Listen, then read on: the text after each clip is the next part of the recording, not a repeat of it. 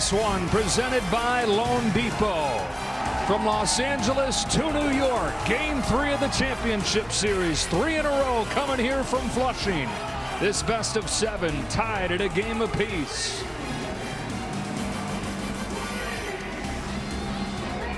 We welcome inside the Hall of Famer John Smoltz. I'm Joe Davis. Across baseball, there's not been much of a home field advantage this postseason. Home teams win about 50% of the time. Don't tell that to these New York Mets, who have won 14 of their last 16 here at Citi Field. And what a journey to get here, right? They're guaranteed 3 home starts in this place, but they haven't been there that often. But when they've been there, they've been dominant. And that dominance is a big part of why they're excited here in New York. You see what they've done their last 16 games. They score runs. Their ERA for the pitchers is great. And oh, by the way, the starter on the mound loves pitching at home. Much better at home than on the road. He is a linchpin. If he has a great game, they have a great chance to move on in this series. Same blueprint for the winning team in the first 2 games of this series. Dodgers in Game 1, Mets in Game 2. Started with a good starting pitching outing, and then fast offense. And it begins at the top of the order with the superstars up there for these 2 clubs. Well, you know we're nearing Halloween, right? So is it trick or treat when you think about what each team is doing? And it's the fast starts that get them a chance to win the game, and they've won it going away. You look at what the Dodgers did in their first 2 hitters, kind of dominant. And then it wasn't so for the Mets. But in Game 2, they flipped the script. They took care of 1 and 2. The Mets did their part, and they have been rolling. When the teams score quickly in the playoffs, they've had success. Enough of us. I got a guy that I know you'll recognize to get you ready for Game 3. Postseason baseball. If your team is in it, it's 2 different sports, really. Home games and away games. At home, you want insane screaming, jumping, dancing, pushing, punching. Away, you want quiet. Well, a bounce-back win for the Mets in Game 2. A Dodger game is glamorous. Everyone looks so good. Let's go, Mets! We love our Mets no matter what. The Mets are all we have. They know it, and we know it. And yes, we also know we're not that physically attractive. This was rather impressive. It was a perfect strike. Very nice. That's gold, Jerry. And now, Game 3 of the National League Championship Series.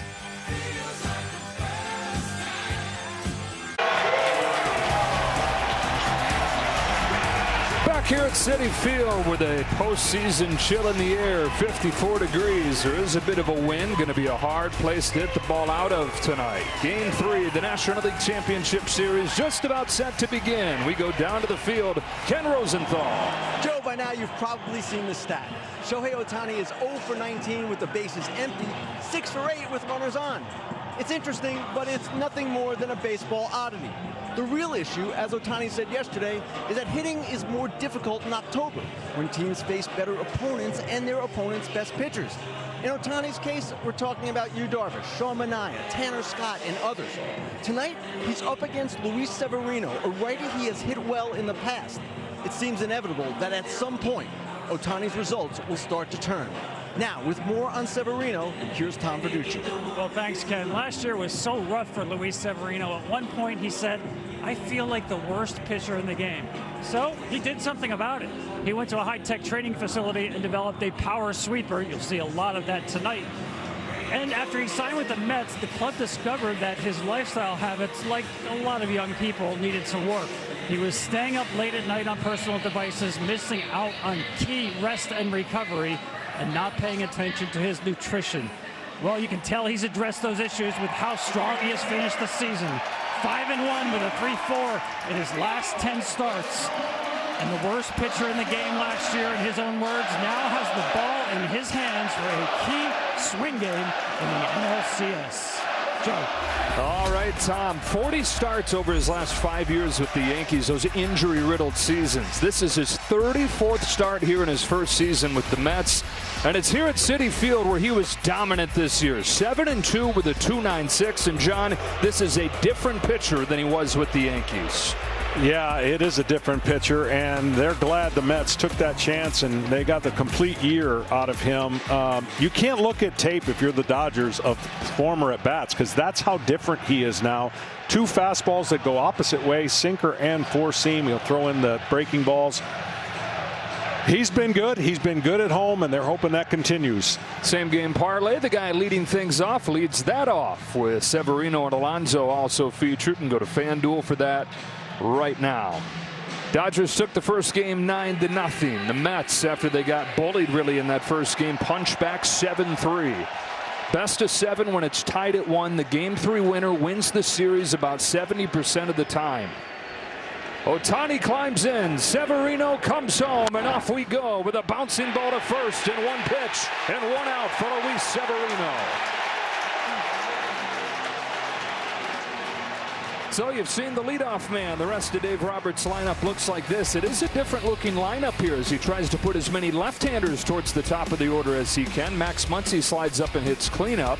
This is the highest in the order Gavin Lux has hit this postseason, and the lowest for Will Smith. Fastball success, early strikes against a disciplined Dodger team. And you could just tell that Ohtani wanted to start off with some lightning on that first pitch. There's nothing better than a first pitch out in a big playoff game. Swing and a miss. Got a chase right there. He has such abilities to get the hitter off of 2 parts of the plate. And that power breaking ball right there, he's got a tighter slider. He's got a good changeup. But that's the pitch right there. 4-seam fastball success is going to go a long way, and you'll see him navigate the 2-seam fastball in against lefties to get a call and in against righties. The longer that he goes in the game, the more that pitch breaks. I mean, that's a wiffle ball he just threw. Jeez. And so manipulating the baseball is a talent of his, and now that he's stayed healthy and he's proven to himself, he doesn't just have to rear back and overpower the hitter with fastballs like he once thought. So gifted. And he said he used to chase strikeouts, but yeah, more about the soft contact these days. And he said, John, that he went back and watched Yu Darvish's 2 starts against the Dodgers in the division series when Darvish really shut him down. This version of Luis Severino can learn something from that. The ability to slow the hitters down in the LA lineup is huge. Strike 3 as he gets the call on a generous outside corner from Marvin Hudson. And what I mean by that is they are so disciplined, are the Dodgers, that if you can just think, you can't just kick back and throw a bunch of fastballs in the zone. You've got to do a little bit of this and maybe get a little break of a call, because they really don't expand the strike zone. And that's why they've been such a good offense and why they're here now.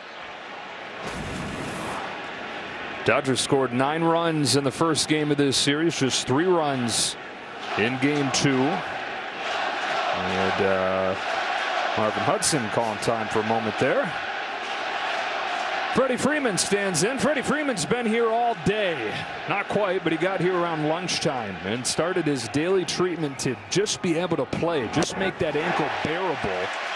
Gets about 4 hours of treatment where he basically just lays there on the training table, and then Bernard Lee, one of the physical therapists, goes to town on his calf and his ankle, trying to get the swelling out and get him on the field. 0-2 on Freddie Freeman. So you can see him challenging early with 4-seam fastballs. He's staying in that repertoire, what he's done the last 2 postseason games. As the game moves on, you'll see a 2-seamer, maybe not here, but a 2-seamer to lock up into a lefty. Forcing him away.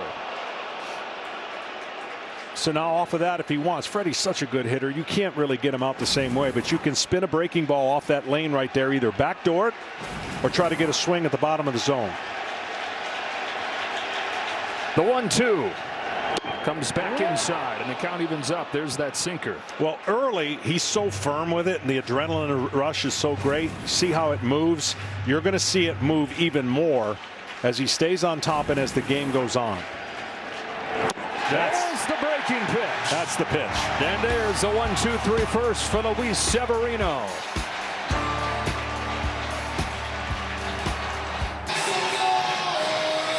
Now the Mets, after they were shut out on 3 hits in game 1, struck back with 7 runs on 10 hits in game 2. And the lineup today will look like this. Lindor and Vientos, the big guys at the top. Then Nimmo and Alonso, with Marte hitting 5th. JD Martinez gets his first start of this championship series with the same bottom third of Carlos Mendoza's order. They face Walker Buehler, who pitched game 3 of the division series. All 6 runs that he gave up came in the second inning. 3 scoreless innings from there that he's hoping to build off of. Yeah, build off is that. That's right. And that 0 Ks is an anomaly only because he's coming back from surgery again, and he's a strikeout pitcher. He hasn't been so much this year. He's going to have to reinvent himself. Look for off speed to be a key if he's going to have success tonight. Francisco Lindor takes ball 1. The reason I say that is he's always been a 4-seam fastball, cutter, and over-the-top curveball guy, but that hasn't had the extension that he normally gets to bully those batters in the zone. He's now got to be more creative. 2-0. It has been uncanny, Francisco Lindor's ability to give the Mets whatever it is that they need, whether it's a come-from-behind swing, whether it's a tone-setting swing like he had in Game 2. Here he sends a fly ball to left center field that Kike Hernandez runs back on. In the middle part of the summer, that ball might carry over the wall, but not on a cold, breezy night in October. Yeah, well, you remember, talking about postseason, the great players, when they're comfortable mechanically, the game's slower for them, and that's what it is right now for Lindor. Everything about him, despite his bad back, mechanically, he's in a good place to hit the baseball. That's good for the Mets. And it was Lindor that lit the fire in Game 2 as this next guy that threw a stick of dynamite in it, Mark Vientos. They walked Lindor to get to him to load the bases, and he said, all right, you want to face me? And he said he took that personal, and on the 9th pitch hit a grand slam.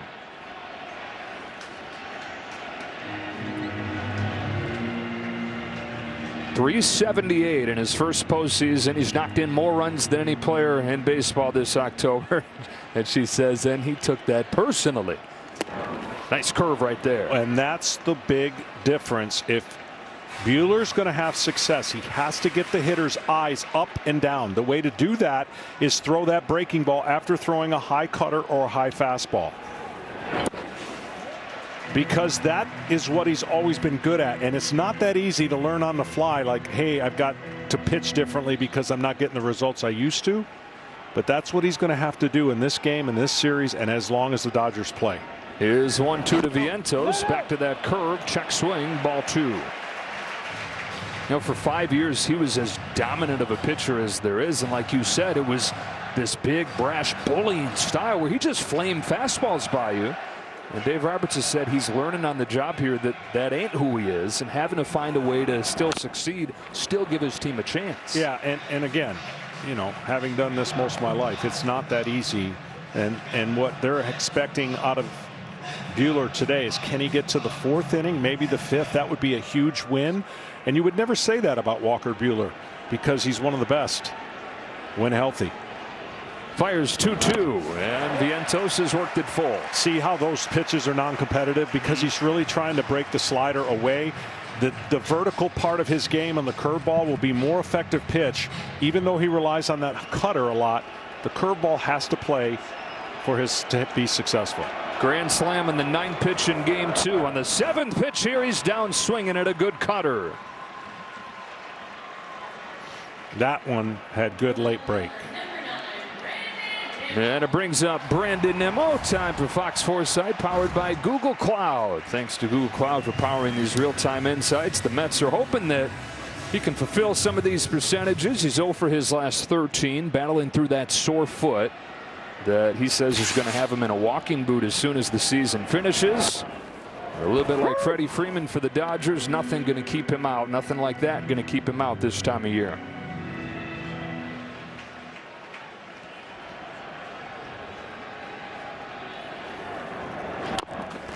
Bounces down the line, and it's a fair ball and an infield hit.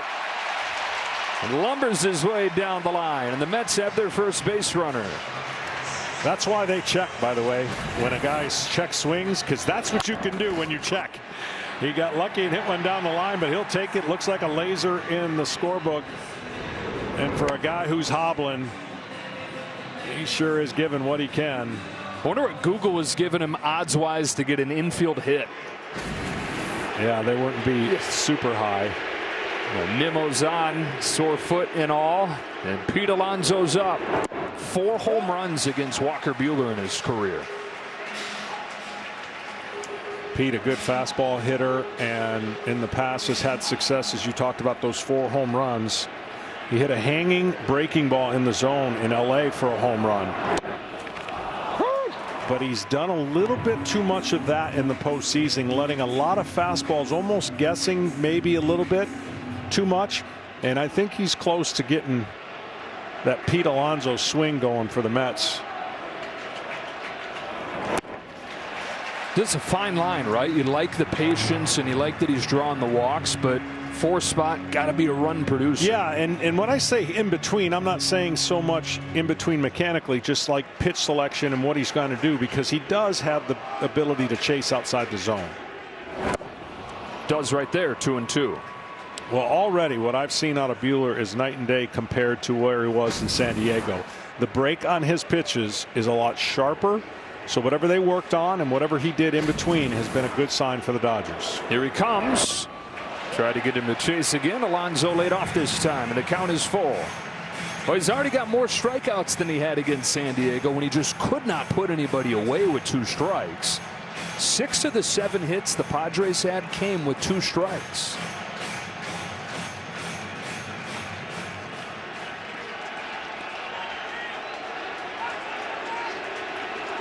Nimmo will get a head start, which he'll happily take that sore foot. There he goes. Here it comes. And Alonso fouls it off.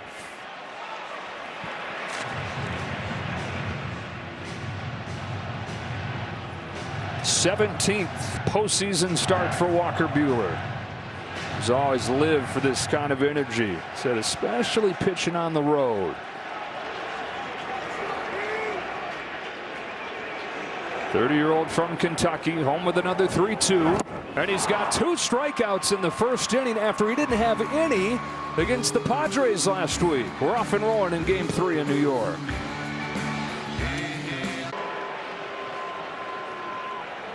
One of the most popular Mets right there. Grimace, who helped change this season. Luis Severino with a 1-2-3 first. He goes back to work against Max Muncy.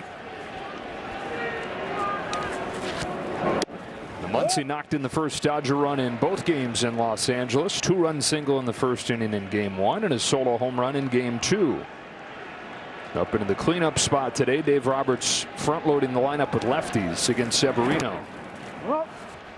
2-0. Well, Muncy's one of the most stubborn hitters, meaning he doesn't swing a ton. A low swing percentage against right-handers. You've seen the evidence there of those first 2 pitches.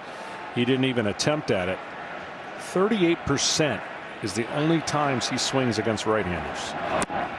League average a little below 50%. So this is one of the most patient guys right here. Early on in the postseason, you saw guys attacking him upstairs, and he was chasing up there. And Dave Roberts said, that can't be you. There's a green light on 3-0, and it's 3-1. Well, he wants to hit the fastball. It's obvious right there. 3-0. We pretty much knew it was coming. But can he keep the fastball from his belt down the one he swings at? If he swings at him above the belt, it's harder, especially against Severino, to get to his fastball up there. Muncy, who's 1 home run shy of the Dodger postseason record, takes a leadoff walk and gives LA its first base runner. We're talking about the wind conditions and how the ball typically does not travel on cold days here, but it's actually blowing out today, and Statcast tells us that it's going to gain a little distance in the air. Well, part of that obviously is going to help the fly ball, but it's also going to help the breaking balls of the pitchers. Whenever the wind is blowing out, that means that the wind is working against the breaking ball. Statcast is powered by Google Cloud. Ball 1 on Teoscar Hernandez. So what you have is more friction when you have the wind blowing in your face or out to center, and the pitcher can use that wind to help the breaking ball break more. Yeah, that's a breaking pitch of his. It doesn't need a whole lot of help the way that it moves. I know one thing you were interested in seeing, John, was how he handled the adrenaline. This place obviously rocking. Location, command, going to be the best test of that. Adrenaline doesn't always work with velocity, meaning that's not what you look for. It's whether you have that secondary touch to your pitches like sliders and breaking balls. That means you're in command. Because velocity is something you can override, but it's the tendency to spike the breaking ball or be a little bit late in trying to have those pitches working. That means you're calm, cool, and really connected to your mechanics. Muncy at first, 2-1 on Teoscar Hernandez. That thing dives back in there, 97 and moving a mile. He pulled that, and he pulled it into the strike zone. So imagine if he would have stayed on that and started in the middle like it did right there. It would have eaten up the hitter on the inside part of the plate. That's how good that pitch can be at 97 with movement.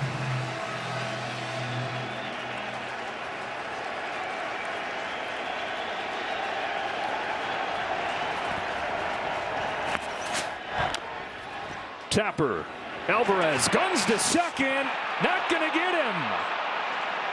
Had a sure out at first. Gambled to get the lead runner and instead gets neither. Yeah, that was a catcher trying to do a little bit too much with a good arm. This ball was barely hit in front. Good jump by Muncy. And this is, I know you want to get the first hitter or first runner out at second, but now this has the makings of a big inning for the Dodgers. He gets a good jump on a ball and gets into second base. The throw was going to have to be absolutely perfect, and the risk was too high. But that's what happens in a fast-paced game in the postseason. Just didn't make the right decision at that point. And so the Dodgers in business here. 2 on, nobody out, and Gavin Lux at the plate. The Lux was pulled out of the first game of this series with tightness in his hip. First at bat since, and he takes upstairs. Dodgers had some chances in game 2, but they were 1 for 9 with runners in scoring position and left 10 men on base. And now Lux back in the lineup. Chops it foul. 1 ball, 1 strike. You've started to like the way that Lux has looked. Yeah, he just looks a little more comfortable, and he's taken, you know, sometimes a good take or taking pitches can tell you what you need to know. If you're a hitting coach, you're like, oh, I like the way he stayed there and tip it. You do need results, and the results will come if you stay with your process in the box. On this 1-1, Lux takes way inside.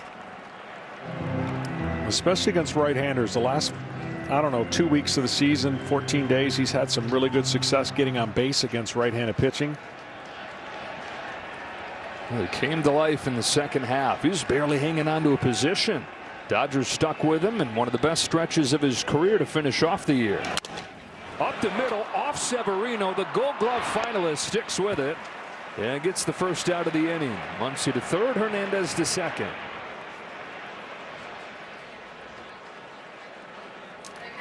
Yeah, good fielder is Severino. That broke his bat, and by breaking the bat, that ball gets to him, and it's just, I think it hit it off the heel of the glove, and he had visions of going to second if he picks this up cleanly and he sees in position to make that turn and just didn't come up with the ball in the glove. Will Smith at the plate. Chases strike 1. It's a key guy right here, John, for the Dodgers. Just 2 for 23 this October.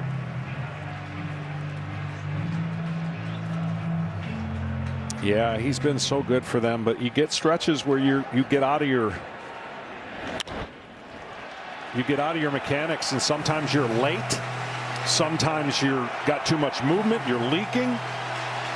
But right here, he's trying to find a way to put the ball in play because the infield's playing back. They're going to give up a run and get the out, so a ground ball gets a run in unless it's hit to third. Severino looking for a strikeout. It backs up on him, and ball 1. Which what that tells you in this situation, they trust their offense, does Carlos Mendoza, to give up that run. They'd rather give up 1 than play the infield in, and a bloop gets a 2. 1 ball, 2 strikes. Will Smith pokes it foul. Leads the majors in sacrifice flies, does Will Smith, the last 3 years. Kind of hitter that they always trust in these run scoring situations, even as he goes through the slump that he's going through. Can he give the Dodgers what they need here? Looking for the lead in game 3. Another 1-2 pitch. Wow, able to get to that thing. Couple feet off of the plate to stay alive.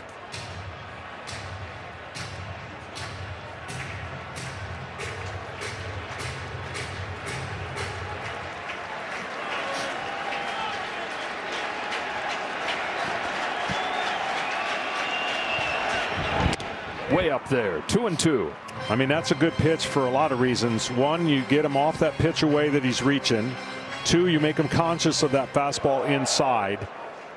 Doubt he'll double up with it but if he did, down would freeze him on the inner part of the plate.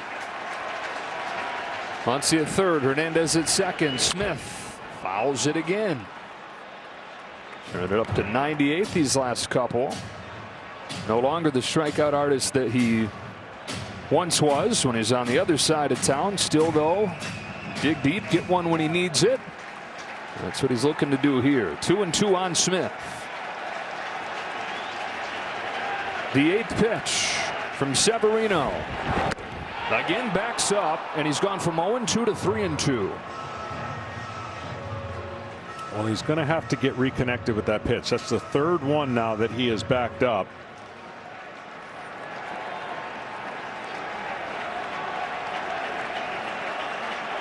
The 9th pitch.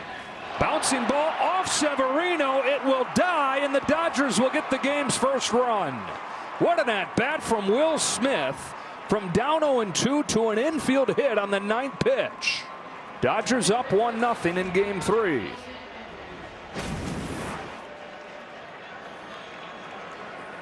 Well, this was about as easy as it's going to get for Severino, and unfortunately, he just didn't make it. And he would have had an out at home because it looked like Muncy was going on contact, because you assume on a play like that they can turn a double play, so you're going to force the action at home. And maybe that was part of what Severino was worried about, seeing Muncy running, trying to catch and get ready to throw to home. Uncharacteristic. Well, what a huge AB right there for the Dodger catcher, who has struggled mightily through this postseason. Battles, fouls off several pitches, and he says, I'll take it.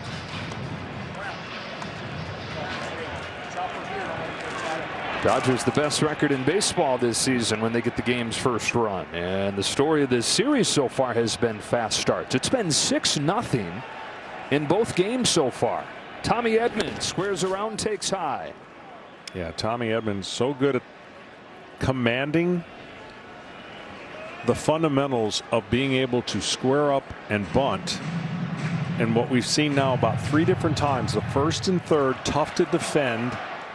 It's kind of called, it used to call the safety squeeze.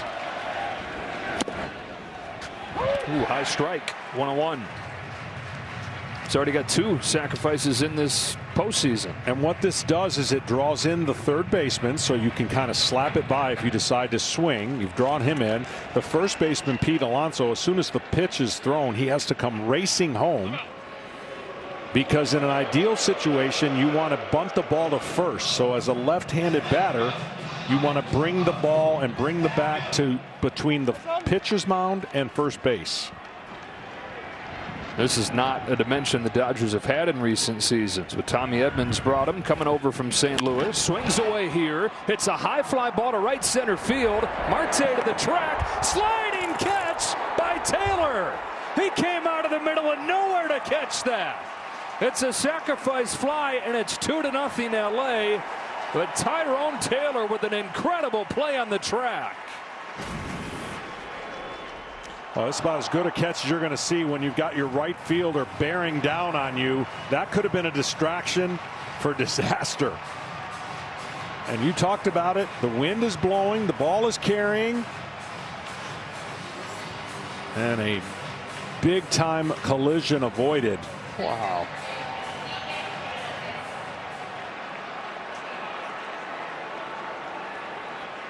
Tommy Edmonds swinging away after showing bunt twice, and drives in a run with a sacrifice fly. 2-0 Dodgers in this second. 2 out for Kike Hernandez. Strike 1. Hernandez has come through so many times for the Dodgers in the postseason through the years. Had a couple opportunities in Game 2, though, where he couldn't. Grounded into a double play with the bases loaded. Struck out with a couple men on in the 8th. 0-2. Those are 2 perfect pitches. He's getting back into that side of the plate command. This should be a breaking ball off that side of the plate. And Hernandez, who's looking to lift and drive, he's hit a ton of home runs in the postseason, be a tough pitch to lay off of. Right back to that corner to finish him off. Dodgers get 2 runs. Could have been more if not for Taylor in center field. Boy, how valuable has this guy been? Not necessarily going to show up on the stat sheet offensively, but man, is he good out there. 2-0, middle two in New York. Starling Marte starts the second for the Mets and takes the ball from Walker Buehler, who's working out of the stretch, John, even with the bases empty. Yeah, he started out of the windup, but he was a little bit out of kilter, really. Maybe going too fast, not commanding the baseball, and right away went to the stretch, the second hitter, and it's defined his pitches way better. I know it was only 3 or 4 pitches out of the windup, but sometimes you have that luxury to be able to do that, and he's been much better, really, in his pitch selection and location. Goes to 2-1 on Marte. He looks good, and it's definably different than he was in San Diego, where he didn't have the crispness to his breaking ball. Punch to second. Gavin Lux is there for the first out, and we go down to Tom Verducci. Well, Joe Walker has talked about after the second Tommy John surgery how his body just kind of feels different, and it has shown this way throughout the season out of the windup. Now, he's got a beautiful 3-part delivery windup, and it's like an F1 engine where if one little piston's not firing right, the whole thing doesn't work. This year, out of the windup, batters are hitting more than 75 points higher than when he's in the stretch. And there was strike one to J.D. Martinez. You saw it started Lindor all out of the windup, but exclusively out of the stretch here. And J.D. Martinez getting his first chance here in the championship series against the team that he hit 33 home runs for last year. This year unsigned into spring training, signed his contract in late March, took about a month getting ready, getting at bats in the minors, and a valuable piece for the Mets.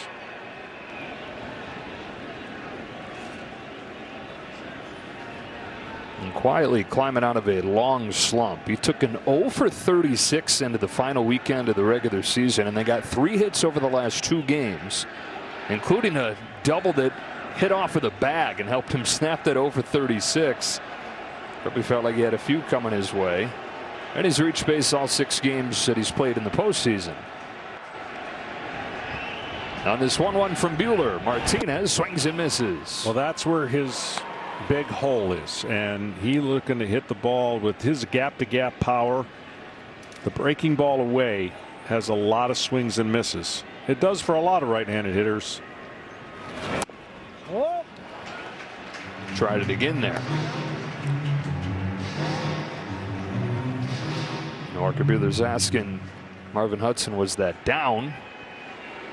Little down, little away. And now a 2-2. Well, he's shown the confidence now, 3-2, if he wants to go back to a breaking ball. That's how many he's established that early. And we talked about it from the onset. If he can get the breaking ball working against the Mets hitters, that's going to be a good sign for the Dodgers. Payoff. Walked him. First walk issued by Buehler. We've talked about Marvin Hudson a couple times. He's behind home plate. Bill Miller's the crew chief at first. 1-on-1 out. Here's Jose Iglesias. 337 during the regular season. That led the National League. Just 222 in the postseason. How about what he did at home? 397 or 94 hitting at home. I mean, they got his song playing here. They're singing along with him. Hit maker in a couple ways. Yeah, 404 single season Mets record for home games. He's also the only guy to do it while his own song plays while he comes up to home plate. OMG. Billboard #1 in the soundtrack to this dream season for the Mets. That's to short. Edman gets it off a juggle but has no play. Never could get it cleanly. He's able to knock it down but no play. And they're at first and second.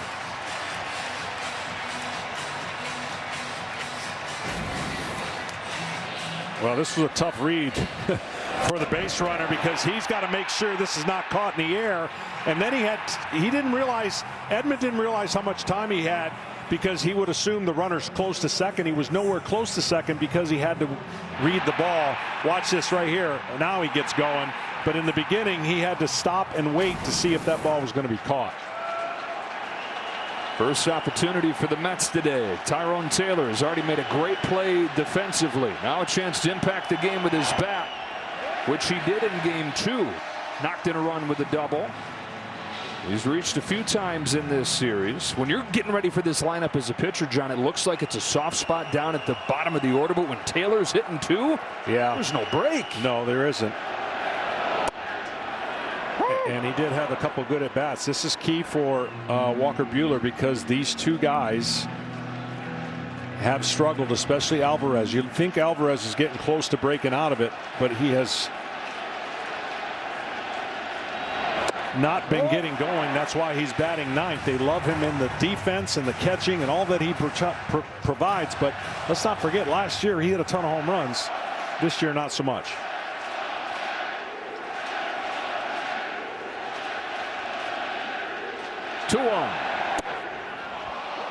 Well, it didn't hit his spot, but it found the zone there. Will Smith reaching over and catching it. 2-2.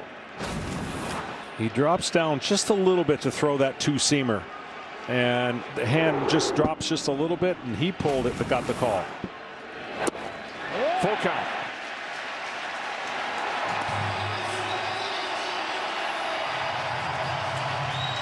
These are the moments can get really fast. Buehler's been in too many. He will not be racing with the kind of fans going crazy. This will not get him. It's pitching and making pitches in this spot. And he does right there. When you've never been through the postseason, these kind of moments never happen in the regular season, ever.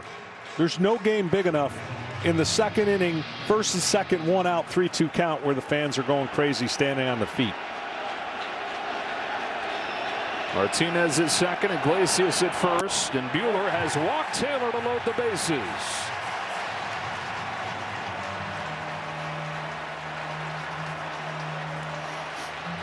This is a good meeting at the mound.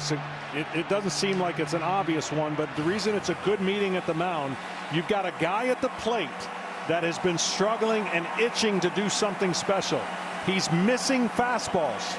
So maybe this is a reminder of telling Walker Buehler, you make pitches to him, you can get out of it with a double play or a swing and a miss. But you've got to make pitches, and early action will happen. Alvarez wants to swing right away. A quick word from Evan Williams Bourbon. Reach for a fan favorite, Evan Williams 1783 small batch. When bourbon's done right, people notice. Second inning again, brewing on Walker Buehler here. Again, he gave up 6 runs against the Padres. All 6 came in the second. Yeah, that was a funky inning. A lot of it was out of his control. Infield hits, errors. It just snowballed, and then the home run. So a good mound meeting right there. Reset everything, because the crowd is itching for this team to get back in down 2-0.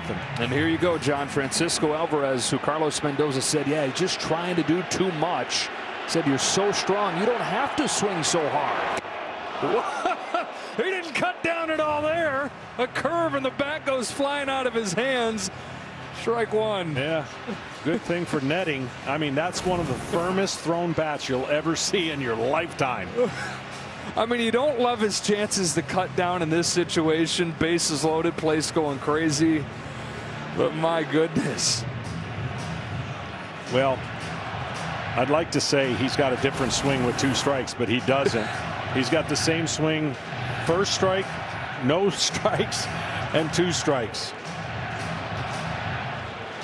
1 for 21 in his career with the bases loaded. He's got J.D. Martinez at third. He's got Jose Iglesias at second and Tyrone Taylor at first. Top of the order, Lindor waiting.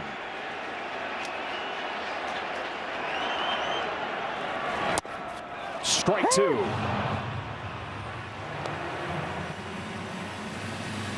Well, that's how you settle everything, with the first 2 pitches getting an 0-2 count on a hitter.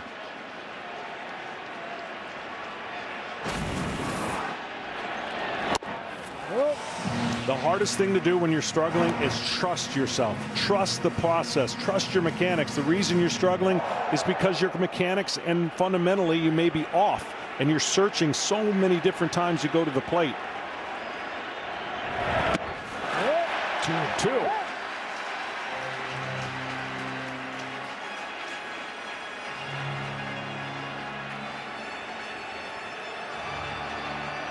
Francisco Lindor waiting for his chance. Dodgers 2, Mets nothing. Second inning. 2-2 from Walker Buehler. Strikes him out with a fastball. Third K for Buehler. 2 gone in the second, and once again the game's going to find Francisco Lindor. Yeah, perfect pitch. Put pressure on the hitter and the umpire. And I'll tell you what, Walker Buehler, after everything he was through in San Diego, the reason I saw that meeting was a good one, just to slow him down, remind him, you're going to get out of this inning, make pitches. How you attacking Lindor? Well,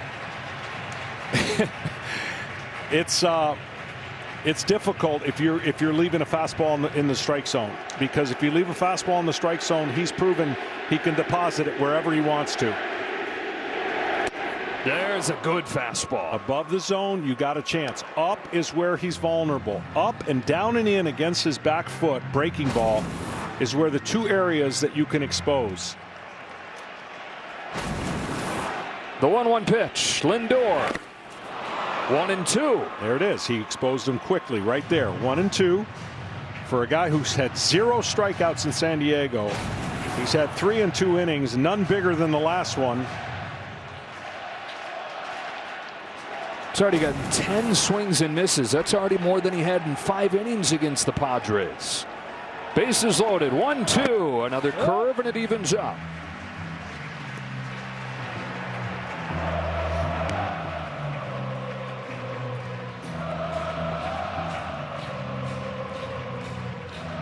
Could not escape that second inning in the division series. 6 runs had scored by the time he did. Is 2-2 to Lindor. Back up with a fastball. It's popped up, and it's a souvenir. We'll do it again.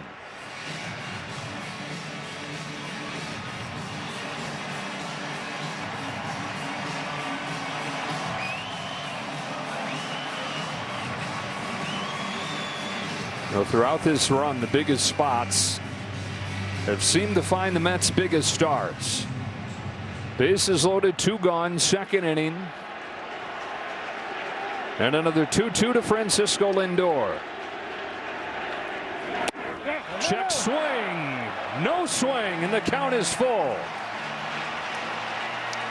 Well, you got 2 options now. You can go back up in the middle of the strike zone and take your chances. He won't stay off of it, or you can throw that hard breaking ball in the inner part of the plate, back by his foot.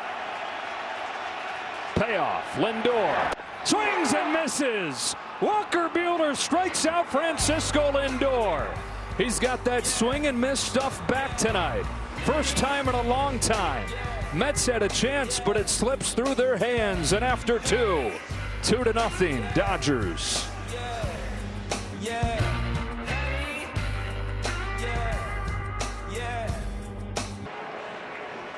Mets had bases loaded, 1 out. Alvarez and Lindor both down on strikes, and it stays 2-0. Shohei Ohtani leads off the third and grounds the first pitch foul. He's gone after the first pitch both times against Severino. He has, and you know he's he's tired of the narrative. Like, come on, man, why haven't you got a hit with nobody on? It's amazing how things get magnified and heightened this time of year. 6 months of just absolute domination. Now 7 games where he's human, and it's what is wrong with Ohtani. But yeah, welcome to October, where everything is magnified. Ahead 2-1. 222 with just 1 extra base hit in this postseason.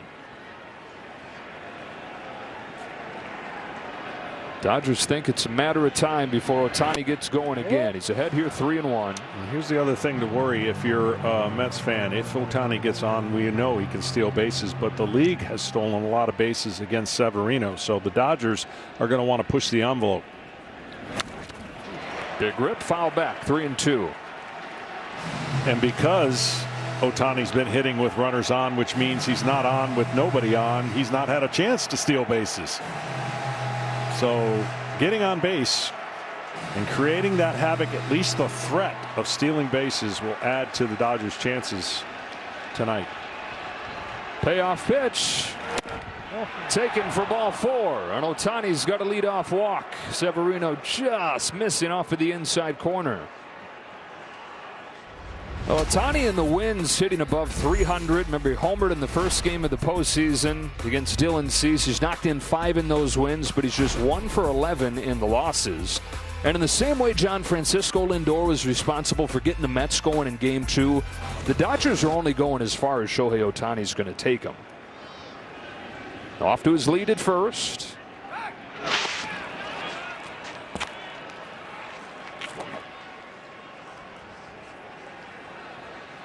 Well, he's trying to take second base.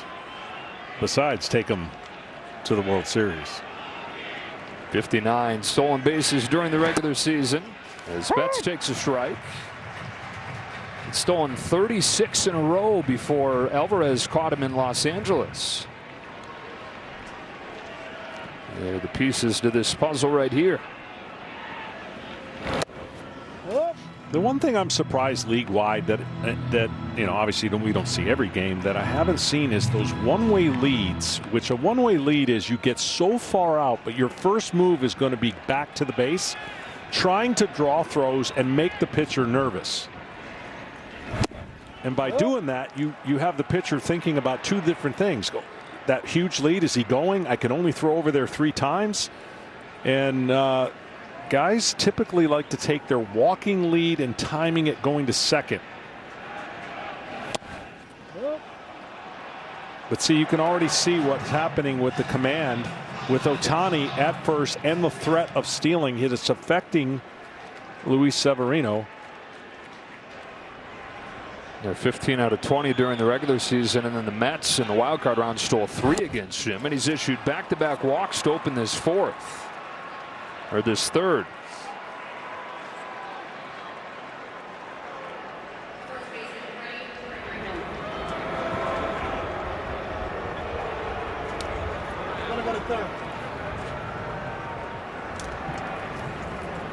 Two on, nobody out for the Dodgers in this 3rd inning. Jeremy Hefner's out there for a visit before Freddie Freeman bats.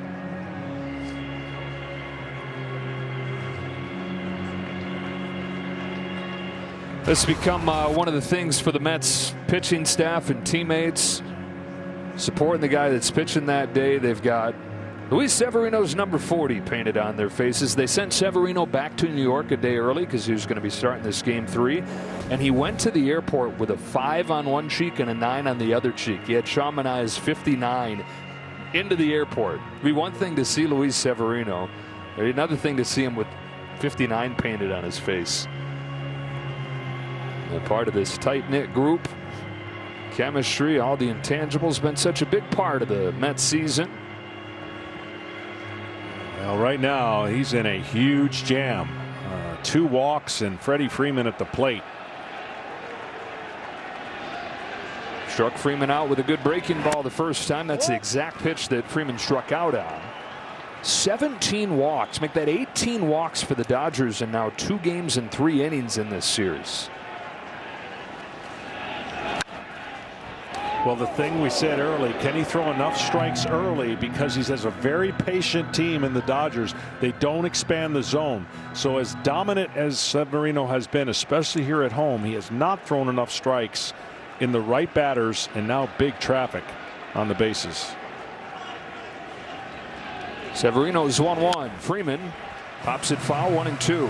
And part of that meeting, obviously, to reset Severino had to be, look, make a good fastball down and away or some pitch that gets Freddie to ground the ball. He can't run.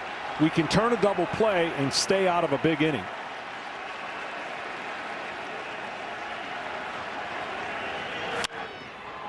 In the air to left field. There's Nimmo. And there's the first out. Your team, your players, your home for postseason baseball. Get personalized highlights and notifications just for you. Download the MLB app today. Game 3 of this best of 7. Dodgers and Mets tied at a game apiece. 2 runs for the Dodgers in the 2nd inning. Looking for more here with Max Muncy coming to the plate. Started last inning's rally with a walk of his own. Lindor has got a challenge to keep Ohtani close.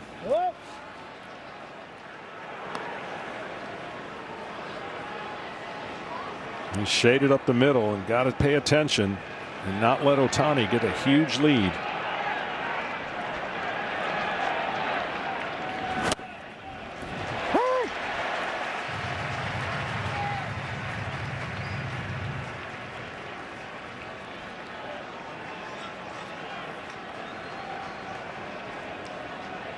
Muncy, who's quietly turned it on in this championship series, reaching to more than half his plate appearances. Hooks this one into right field. That's down for a hit. Ohtani's just going to advance to third. Didn't get a great read off of the bat. Had to be sure that it would drop. And the Dodgers have loaded the bases. Well, already the bullpen's going for the Mets, and their star pitcher is in really hot water right now, and you would imagine a hitter or two from being knocked out of the game. And that's the strength of the Mets, is their starting pitching and giving them depth so that they don't have to go to their pen so often, whereas the Dodgers have had to use their pen a ton to get here. Teoscar Hernandez swings and misses, and especially, John, when you look at what the Dodgers have coming up with Yamamoto and Flaherty, this is a game the Mets feel like they got to get. Yeah, advantages on paper are exactly that. They have the advantage on paper, but then they have to play it out in real time, and the Dodgers are doing a great job to upset that. 1 ball, 1 strike. And the Dodgers able to fight off the Padres in the division series. Still all the pressure on them, though. Bases loaded, 1 away. Teoscar Hernandez swings and misses 1 and 2.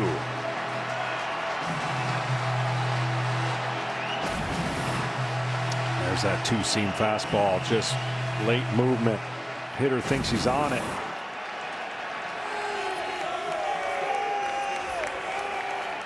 Severino smelling a strikeout. His 1-2 pitch.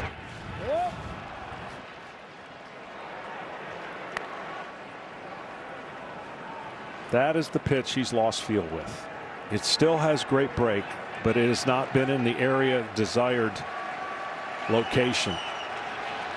2-2 on the hands, left side, easy play. Vientos as good as a strikeout for out number 2.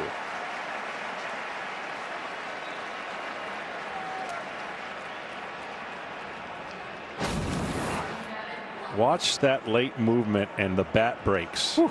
I mean, again, to the hitter at home or at home plate, it looks like he's going to barrel that pitch up, and then it just moves 3 inches or whatever it's moving to the inside part of that bat and shatters it. That pitch right there, is that sinker, is the greatest symbol of how different he is these days with the Mets. He didn't have that pitch as a Yankee. Bases loaded, 2 out, and it's up to Gavin Lux. Fouls off a first pitch fastball.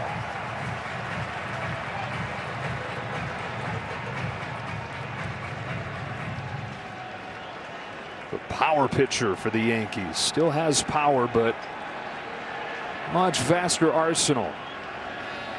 Delivers in 0-1. Bounce back to him, and Severino's going to get out of this jam. Just like Walker Buehler does in the second. Luis Severino in the third, and it stays 2-0.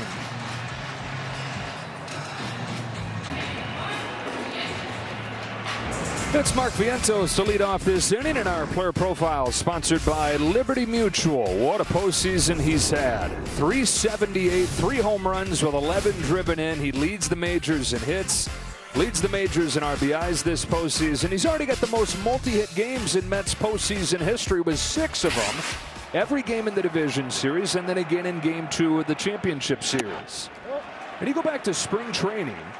He lost out on the third base job to Brett Beatty, and so he says, okay, that's a bummer, and I guess I'm the DH now. Well, then the Mets signed J.D. Martinez, and so he starts the season in AAA. But he says, looking back, it ended up being one of the best things that could have happened to his career. First of all, he got to play every day in AAA and got off to a good start. And then J.D. Martinez, who came in and took his spot, has become a mentor for him. And he has blossomed since coming up in May. One of the many reasons for the Mets turnaround this year. On this 2-1 from Walker Buehler, Vientos takes high.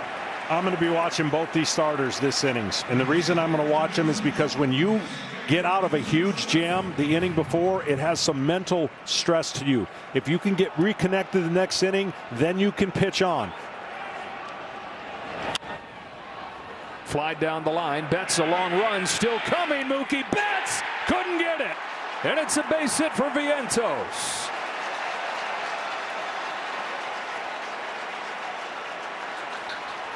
That close.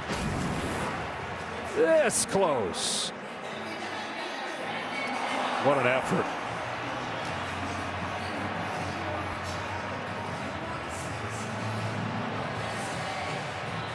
Mookie Betts, who started this season playing shortstop. Perennial all-star, perennial gold glover out there in right field. First half of the season was at short, moved back out there down the stretch. Leadoff man aboard. Nimmo's up. Strike one from Buehler. And an infield hit his first time. Snapped an 0 for 13. And the reason I say that, Joe, is there's such an emotional lift that you get, that adrenaline rush to get out of a bases loaded, and both pitchers did it. It's just, having been there, you got to go out and reestablish yourself in that next inning, because you don't want it to be that way. You don't want to keep getting out of jams in a postseason, and you want as many clean innings as you can get. 1-1 to Nimmo. Curve for a strike. Well, he sure is following the script that you gave him before the game. He was 70-some% fastballs against the Padres.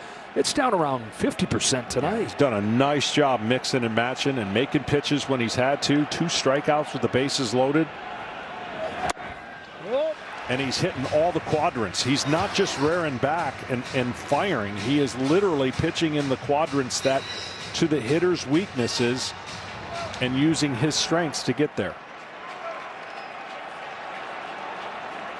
Here's his 2-2 to Nimmo. Caught at third by Muncy. Perfectly positioned for the first out.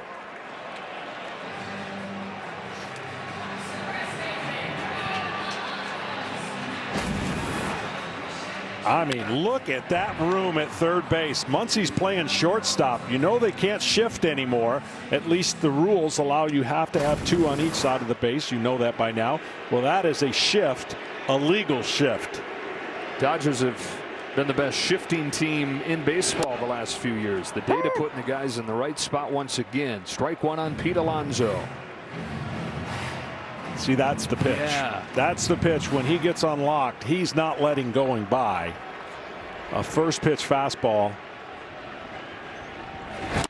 And then out of the same window. And that's what forces, you know, him to swing outside the zone. He's a great bad ball hitter. He's hit a ton of home runs outside the strike zone. But then when you let a fastball go by, you say, I'm not letting another one go by, but it happens to be a breaking ball out of that same plane. This one's lifted in the air to left field. Just got under it. Teoscar Hernandez drifts onto the track and puts it away. Just took the sting out of it. 2 gone in the third. Play the MLB playoffs. Fox Super 6 Challenge today. It's free to play, so download the Fox Sports app, then make your picks for a chance to win your share of $5,000 in cash prizes. 2 gone third inning. Starling Marte to the plate.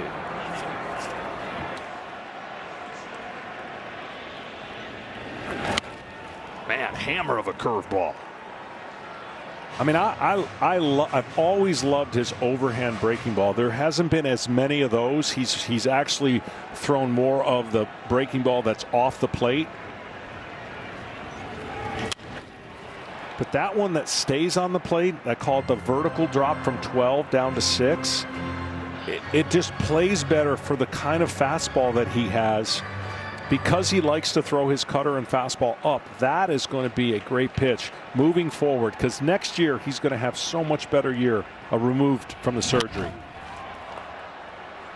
And we'll see what team that's with. He's a free agent at the end of this season. Looked like he was headed for a monster, you know, one of those Garrett Cole type deals before he got hurt. He was top 5 in Cy Young in 2021, undergoes his second Tommy John in 22, and misses almost 2 full years. Here's his 0-2 pitch, and it hits Marte.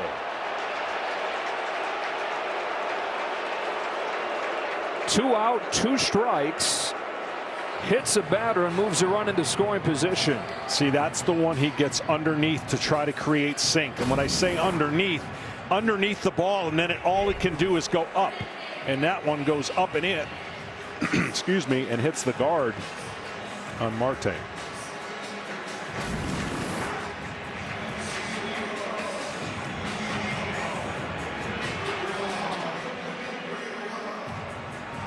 So J.D. Martinez gets a chance here with a tying run aboard. He represents the go-ahead run. Walked his first time.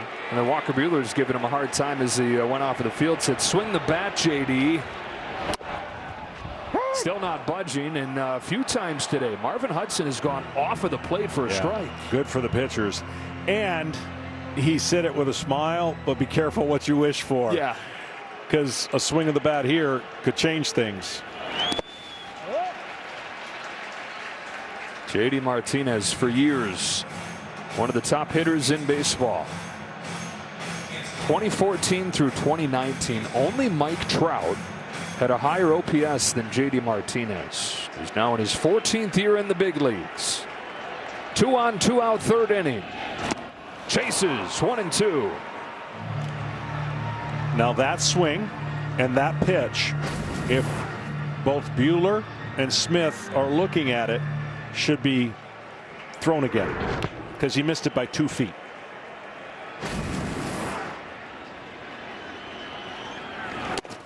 Went to the fastball. Yeah, I know what they're trying to do there, but there's no reason to do that when a guy misses a pitch by that much. They're trying to reset his eyes and maybe throw one up and change it, but he's shown you that pitch he's not close to hitting. Yeah, don't overthink it. Goes back to it and finishes him off. Walker Buehler's got his 5th strikeout. He's got a season-high 15 swings and misses, and he's stranded 2 more.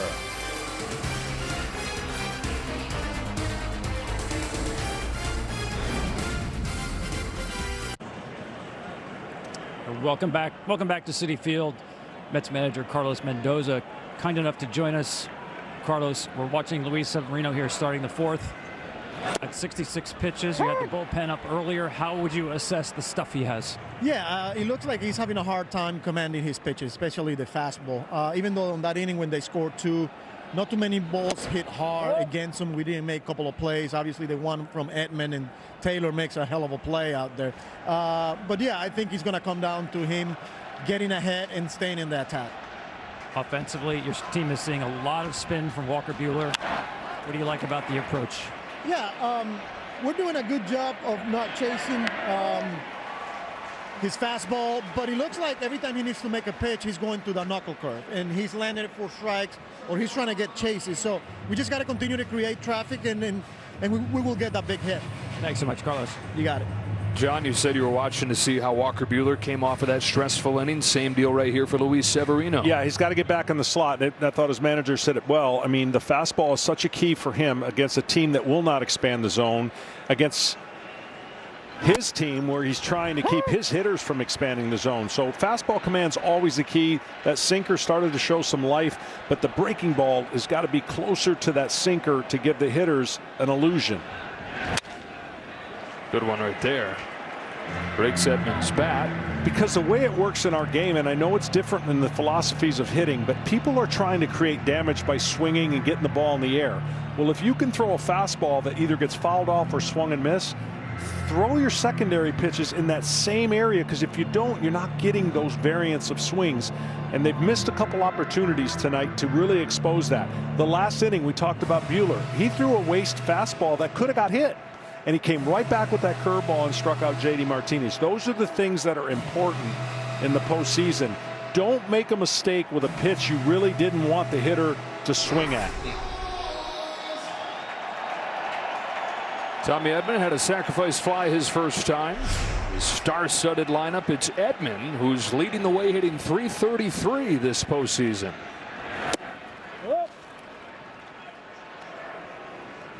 Game 2, he had 3 hits. Rest of the lineup, 2 for 28.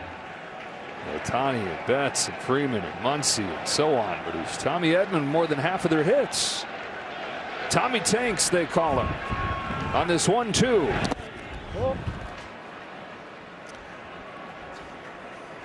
He's a coach's kid, John. He played for his dad growing up, and isn't he just like your stereotypical coach's kid? Does all the little things right. He sure does. And being a switch hitter helps.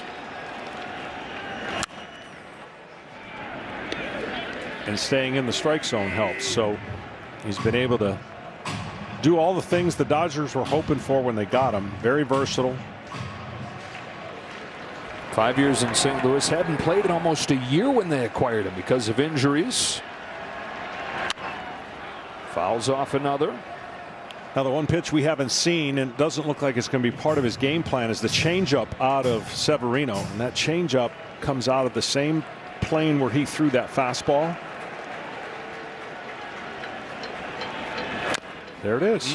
All right. So that is what Severino's gotten better at. Recognizing where his pitches are, where the hitter swings at, and what he's not good at, and exposing it. His 8th pitch to Tommy Edman. Another 2-2. Buzzed him inside, and the count is full. I would guess it really helps when you have a vaster collection of pitches to choose from. It used to just be fastball, slider, pound them. Right. Yeah, it does help. Broke that slider up into 2 different pitches. On the hands of Edman, a little pop up backside of the diamond. 2 out in the 4th. T-Mobile is America's largest and fastest 5G network.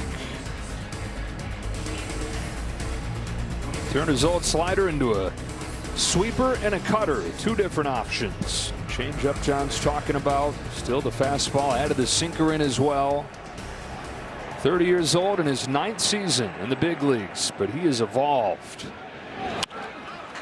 Here's the pop fly off of the bat of Kike Hernandez, and Severino's able to follow that high-stress 3rd with a low-stress 4th.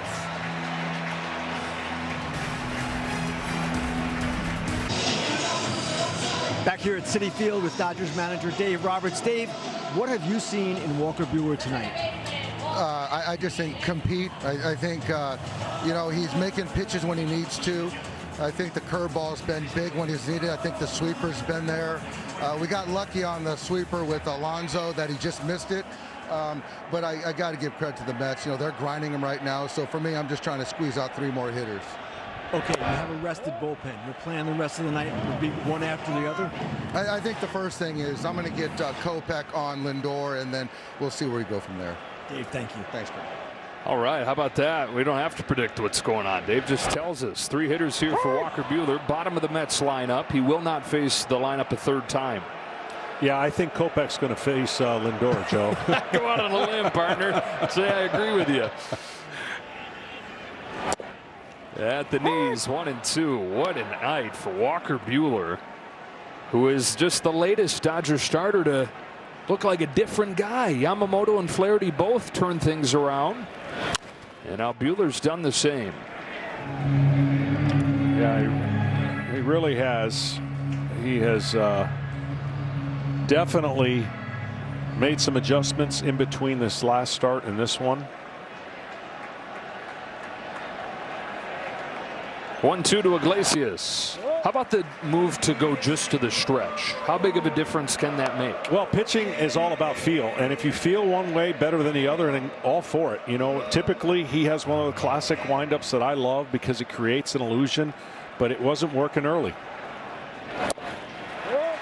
And he decided, I'm going to go out of the stretch. You make a lot of big, important pitches out of the stretch, and it's worked so far. We've seen guys through the years, Steven Strasburg, David Price, a few that come right to mind, that completely ditched the windup.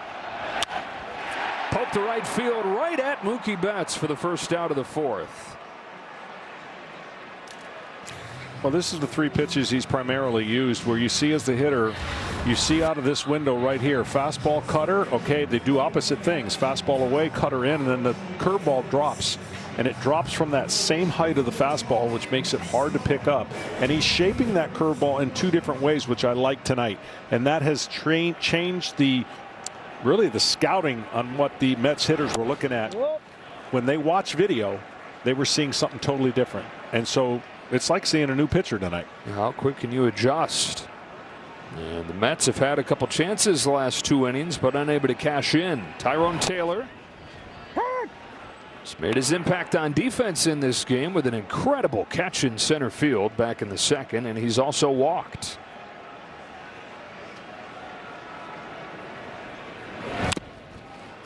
There's that curve that's told the story for Walker Buehler. He's ahead 1-2. There have been times this year after missing almost 2 full seasons where Walker said pitching just wasn't fun. He was out there trying to figure out his mechanics and what grips he wanted to use while he was trying to compete.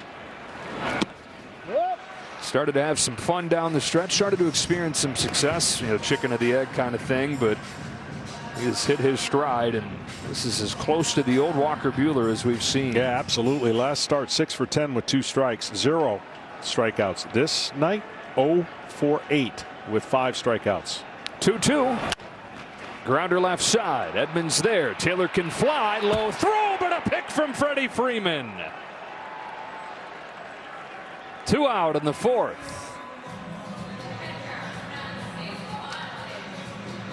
Yeah, Edmund uses his quick action, maybe not the strongest arm, but getting rid of the ball as fast as he can and letting his teammate Freddie Freeman pick him up on the other end.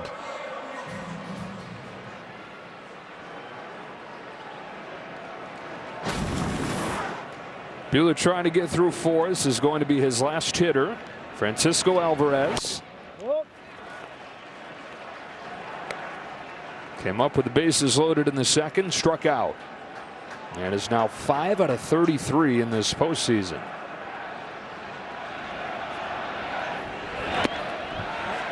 He has such a unique style. You see how he flattens the bat on his shoulder before he then raises it again. A lot of movement in his approach, and when you're not on time, that flat bat gets underneath the ball because it's just not working in the right time frame. And see how he wants to go after a lot of pitches. That pitch was up and in, and he still had the approach where he was going to try to attack that pitch, but watch where his bat is when he goes to try to attack it. See how beneath it is, and when you've got a hitter in that situation, he's telling you all you need to know as a pitcher. Fastballs by him, 2-2, and that's what you got to throw him. And again, the scouting report is a great thing to use, but in individual days, certain hitters may not be what the scouting report says. 2-2 from Buehler. Shades of the old Walker Buehler tonight with 4 scoreless innings in the championship series. 6 Ks, all kinds of swing and miss. It had been sorely lacking. It's been years since he's looked like this. He picks a good time to bring it back.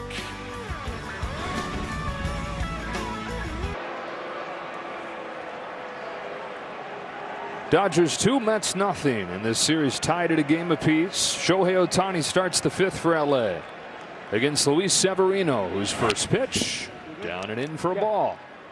Got him on 1 pitch the first time, grounded out to first, and then Ohtani walked.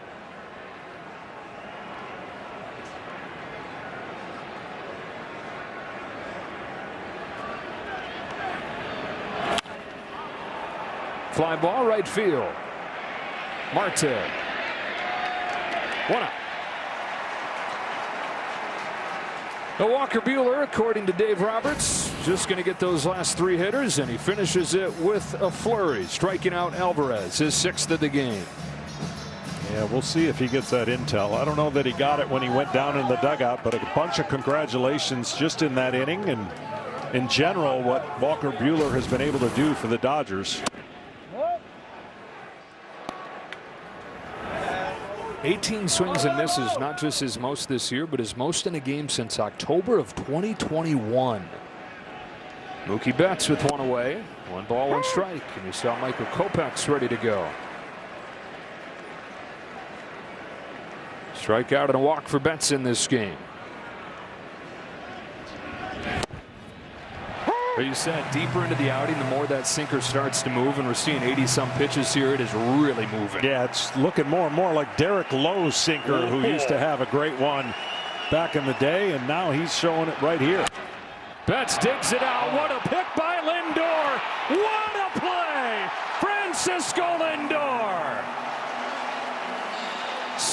was not a Gold Glove finalist. This is golden right here. I'm telling you, you will not see a better pick and throw against a great speedy runner. And Lindor got this crowd defensively on their feet. And he, by the way, leads off next inning. How many times do you see the guy makes the second out of an inning and then leads off? Every time. This is outstanding. And so Severino has retired 7 straight. Ball and a strike on Freddie Freeman. Francisco Lindor, just simply one of the best all-around players in baseball. Freeman up the middle, not going to get to this one. 2-out hit for Freddie Freeman.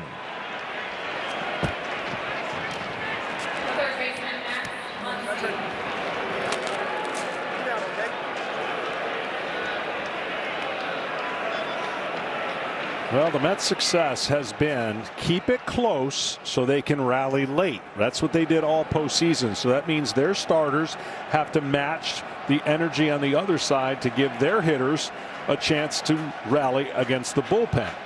But cliffhanger. This bullpen has proven to be outstanding at holding the lead for the Dodgers. So that formula looks like it's going to have to be part of another Mets comeback, and if they do it against this bullpen, they're doing something. Muncy ahead 2-0. Muncy having himself a series, walking a single today. He's reached in 6 of his 10 times up.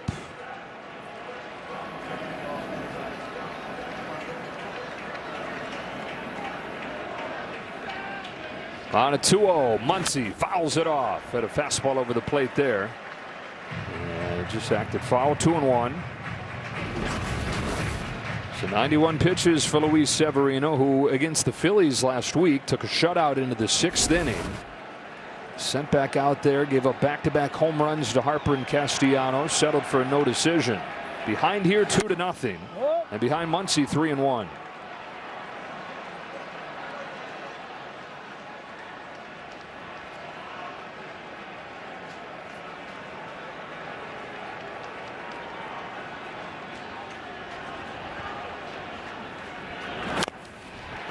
Full count.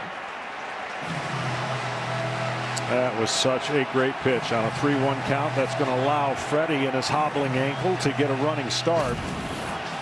But this pitch was out of the strike zone and makes a late rally back. Severino could be getting close to the end of his line here. 93 pitches deep, 3-2 to Muncy, and they'll do it again. Ooh, what a pitch and what a foul ball for Max Muncy. Two-seamer that starts inside that rides back out over the plate. Just misses.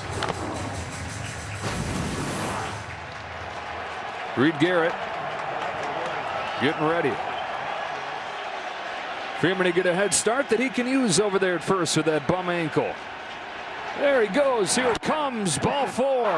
Back-to-back 2-out base runners for LA. And Carlos Mendoza springs out of that dugout. That's going to end the game for Severino, who's been so reliable going deep. He's gone 6 full innings, 6 of his last 7 games. But this patient Dodgers lineup ensures that he's out of there before he completes 5. It could have been worse. Some help from his defense tonight. He had Taylor making a play earlier. Francisco Lindor helps him out right here. 5th inning of game 3. Dodgers by 2.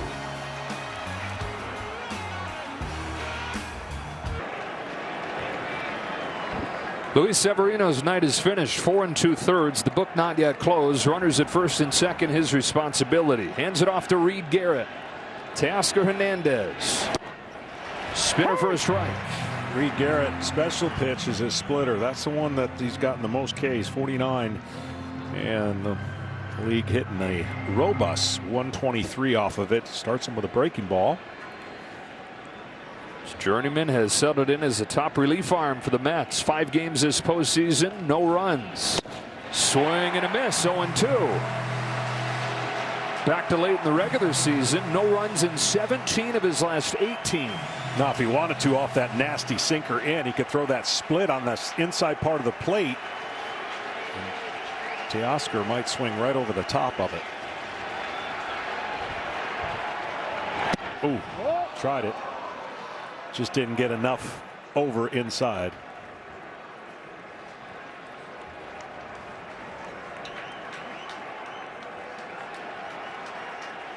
Freeman at second, of course, not running well. Muncy at first. For this 1-2.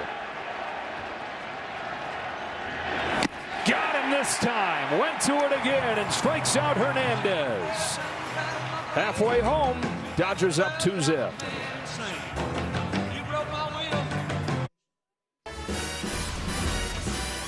Hard to beat it. Slice of pizza in New York. Some of the best pizza places in the world you can find across this city. You could spend a full, I must say year, but you could spend a full decade going to different pizza places every day and get your rankings of your top 1,000. I don't know that you'd be in great shape at the end of that, but it'd be a fun journey.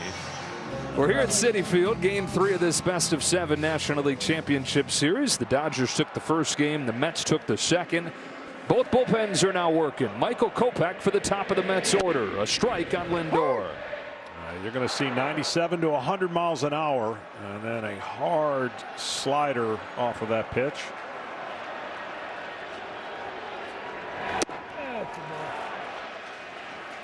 You know, there are some pitchers that throw hard, and then there are some pitchers that look like they throw hard and throw hard. He looks like he throws hard and throws hard.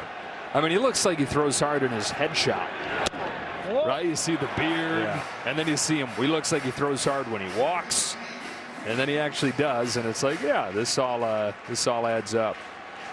Kopech came over at the deadline from the White Sox. Throws a 2-1. Lindor pokes it the other way. Teoscar Hernandez going back to put it away. For the first out of the fifth, the postseason continues tomorrow. Game 3 of the American League Championship Series. The Yankees taking a 2-0 lead to Cleveland as they face off with the Guardians at 5 o'clock Eastern on TBS. We've got Game 4. Dodgers and Mets. Jose Quintana goes for the Mets. Yamamoto goes for the Dodgers. How about the Yankees? Giancarlo Stanton has been such a good postseason hitter throughout his career. No different this year. Making up for Aaron Judge, not quite being himself. He hit his first home run last night. You know what's most impressive, though? Their bullpen's figured it out at the right time. Kidding. They've been unhittable. Guys moving all over as far as the rolls. You got Luke Weaver closing games. High drive center field. Long run Hernandez at the wall. He's got it. Vientos just misses. A couple long flyouts. 2 gone in the 5th.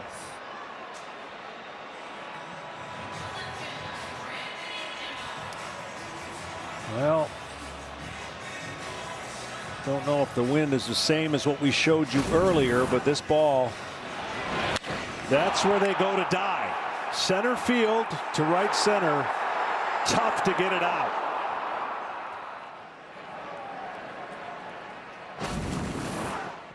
Nimmo. Strike 1 from Kopech. So here's what the Dodgers feel like. You don't want to call it punting game 2, but choosing to not use their top arms.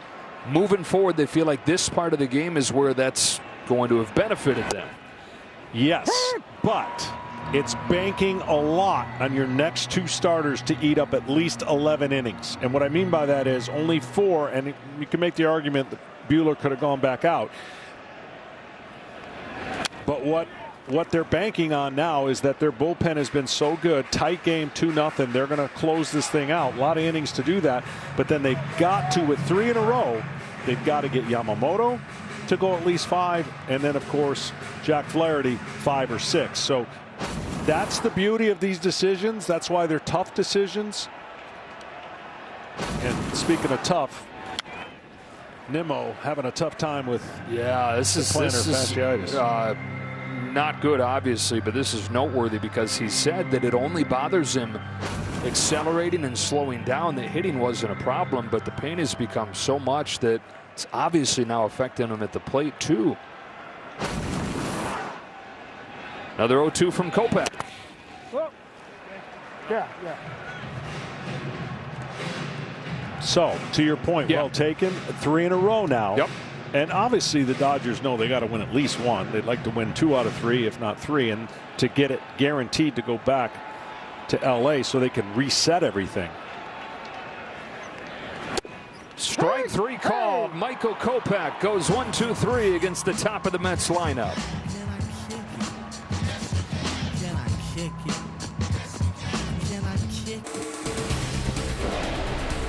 Welcome back to the 2024 National League Championship Series on FS1, presented by Loan Depot. Dodgers 2 runs in the second. On only 3 hits in this game. No runs on 3 hits for the Mets. Gavin Lux pops up Reed Garrett's first pitch. Right in the dirt circle. Steps over his mask and makes the catch, does Alvarez. The 1 pitch, 1 out in the 6th inning. This is the greatest date in Mets baseball history. 11 years after the Dodgers and the Giants left town, 7 years after they lost 120 games in their inaugural season, the Mets won it all. The Miracle Mets in '69.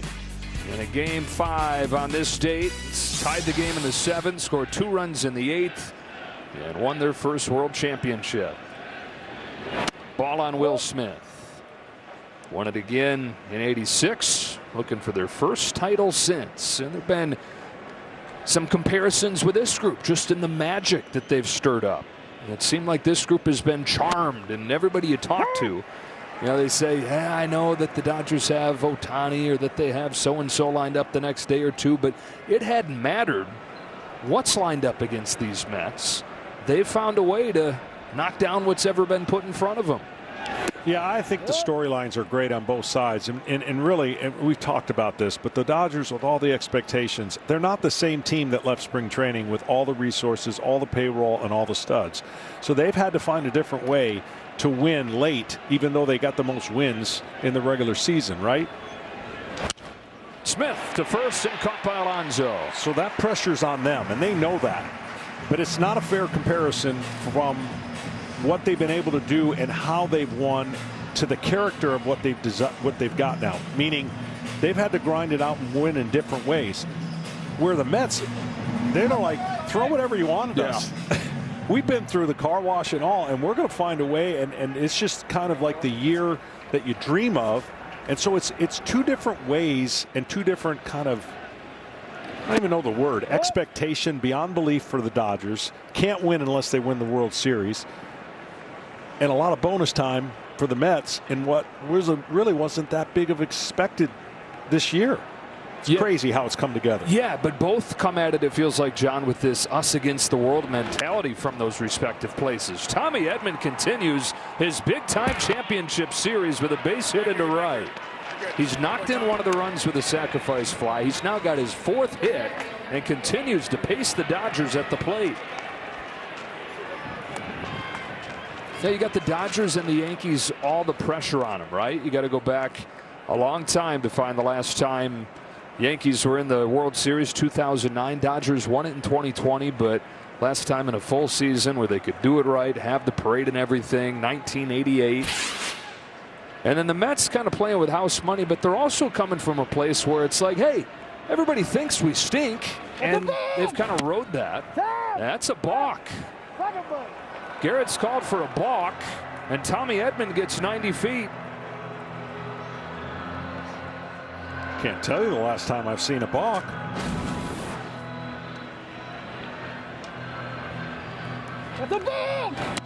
I guess he's saying he didn't have a separation between going in the glove and stopping his.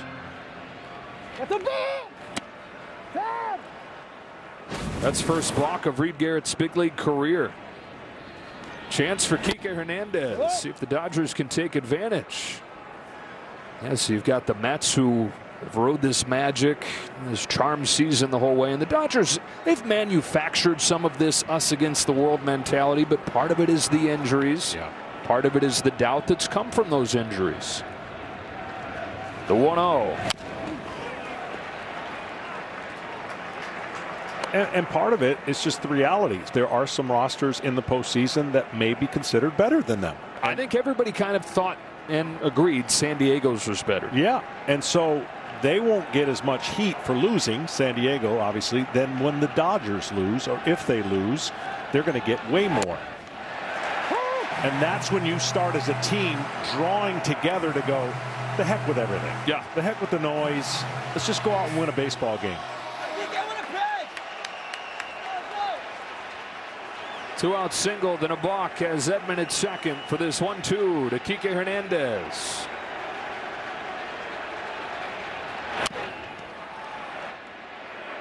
Alonso over to give it a look, out of room. And then in the opposite, to finish the conversation, you draw together as a team when you've been through some of the worst times in May. Team meeting after LA swept them. And then you draw together with this rally mode of, hey, let's just all take personal responsibility and let's see what we can do. Boy, oh boy, have they done something. When you map it out, it doesn't make sense. But it does to the Mets. Quite a cocktail. You put all those things together. Garrett with another 1-2 pitch. Kike Hernandez fouls back a face-high fastball.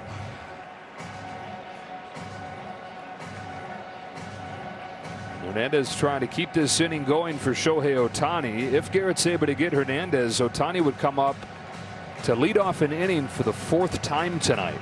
And that has been the equation to keep him off of the bases. Base him and nobody on yet.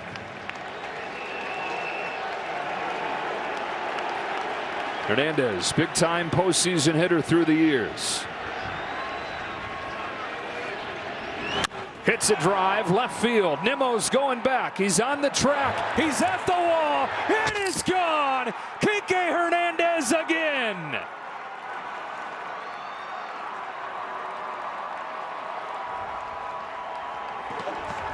The postseason transforms Kike Hernandez. He's made it 4-0 Dodgers.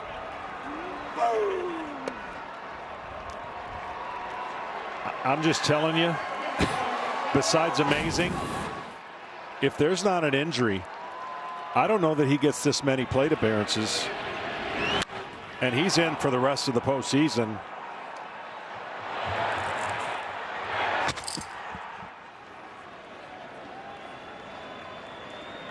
Door open because of the injury to Miguel Rojas. He was going to get a little bit of playing time, but it was the injury that made this an everyday role. But it's his continued performance, his continued delivery in the clutch. That means there's no chance he's coming out. Here's a bouncer off of Ohtani's foot.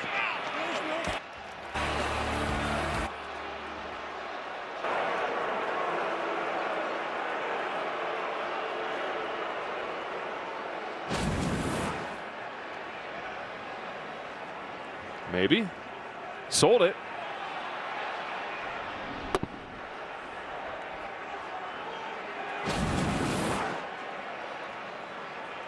The only thing I can think of is the bottom of his foot, because that took a pretty good hop after it hit the bat. But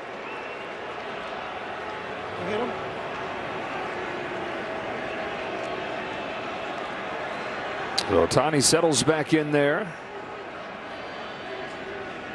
0 for 2 with a walk today. 0-1 comes home from Garrett. Ohtani flails at it again and looks to be in pain. That one got him in an unusual side of his body there. Reaching for this splitter. Ball comes up quickly. Oh, no, I take it back. I take it back. It wasn't his side. Got him in a spot.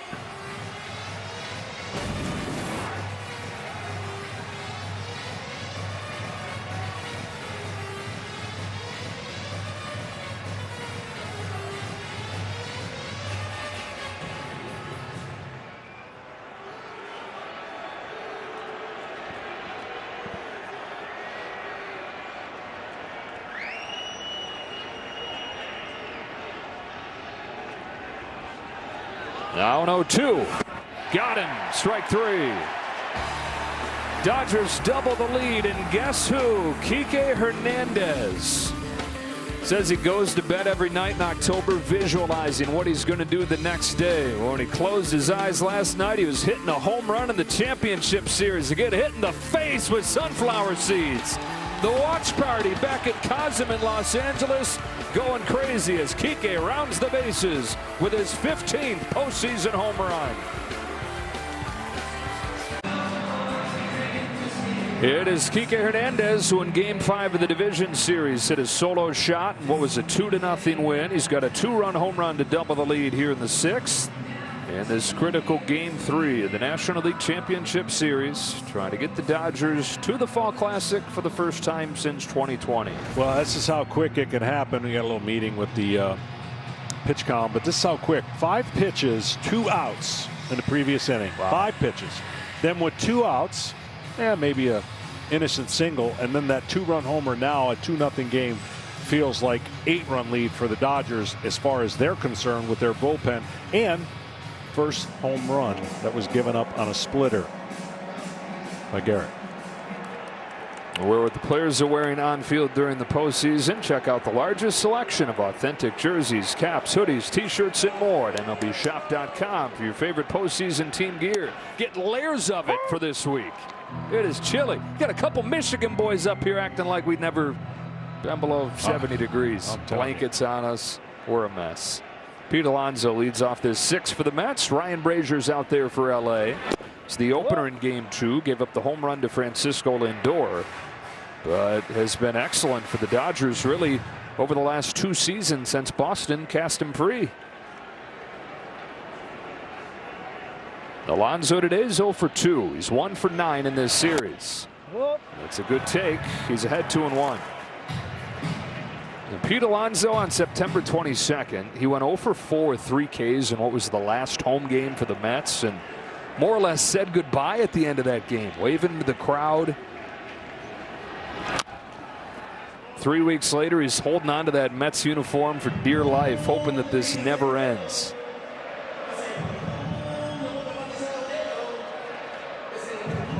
And every Met fan probably was going berserk when he hit that 3-run homer in Milwaukee.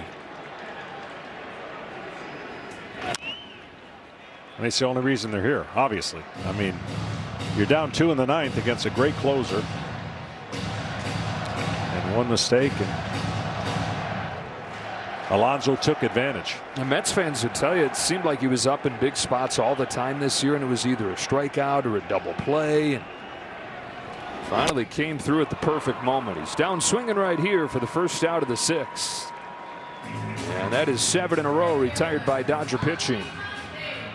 Man, what a roller coaster this series has been. The Mets go from getting shut out on 3 hits Game 1 to scoring 7 runs on 10 hits in the second game. Nothing on 3 hits again here. Yeah, a lot of what we've seen already, by the 4th inning in both series for the Dodgers has pretty much determined the game, right? I mean, it's been unbelievable. But it's a momentum type offense that really starts telling the story of how the rest of the game is going to be managed by their team. Marte serves one into right. He's got a base hit. And what I mean by that is at no point would they take out their starter in a regular season game up 2-0 after 4. At no point, unless he was on a pitch limit. But in these kind of games, they go for the lockdown early to bring in the high leverage guys to bank it in their minds, like this is our chance to bank the win, and we'll deal with tomorrow when tomorrow comes. But 3 in a row is 3 in a row. JD Martinez, 1 gone in the 6th. 4-0 game. Mets trying to chip away. They're down the stretch with all the starting pitching injuries. The talk from the Dodgers was that, hey, we see that, but we feel like when you look at it as a pitching staff as a whole, it's as deep as they've had in years. And that's how they've deployed it as a true pitching staff. But the other thing that has happened recently that makes it feel more sustainable, the next 2 guys they have starting, Yoshinobu Yamamoto and Jack Flaherty, were not good in their first starts of the postseason. And at that point, John, I don't know how you were feeling, but I'm thinking there's no chance they make a run if they don't have anybody giving them length. Well, that's, I mean, that's absolutely true. And so you know, if you're given another chance after a clunker and you bounce back like that, that's incredible boost for your club, because in the postseason, you're not guaranteed anything. The regular season, you throw a couple clunkers, you're going to keep getting the ball every 5 days. Martinez ahead 3-1. Yamamoto tomorrow, Flaherty in game 5. This is a better matchup for JD based on what the pitches that he has to offer against JD. But they're still making, Brazier's making the pitch away, which is what you got to do against a really good hitter. Walk and a strikeout for Martinez. First at bats in nearly a week for him. Runner takes off on ball 4. Mets making some noise in the 6th.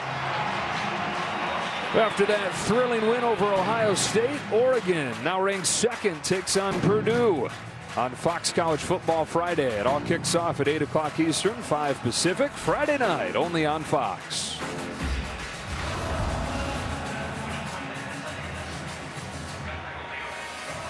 So single from Marte, a walk from Martinez, and up comes Jose Iglesias. Well, you have a feeling at some point that the Mets are going to find a way to have the tying run at the plate, right? They're one hitter away from that happening now, but this is what they do. And the next couple of bats here are going to go a long way to see how many more pitchers they're going to see from the Dodgers bullpen, because action, 2-barrel action, lefty and a righty getting ready. The lyric to Jose's song says, everything that's bad, push it to the side. And that's what he and they are trying to do right here, down 4-0. He has been very aggressive first pitch. I'm sure they addressed that when he went out to the mound to talk to Brazier. See what he gives him. Boy, fastball right there, and he took it. That might have been a byproduct of the previous hitter walking, but still, that surprised you and I. He's been very aggressive early, has Iglesias. 375 hitter with runners in scoring position this year.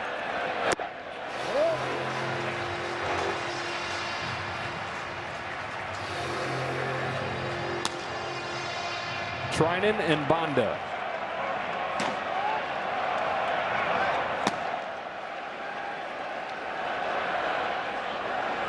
One. Iglesias is ahead. 2 balls and a strike. Wonder how many times in this postseason this year that he's watched 3 straight pitches.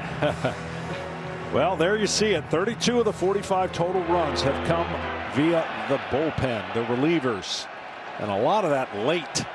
Comeback kids trying to do it again. 2-1, ball 3.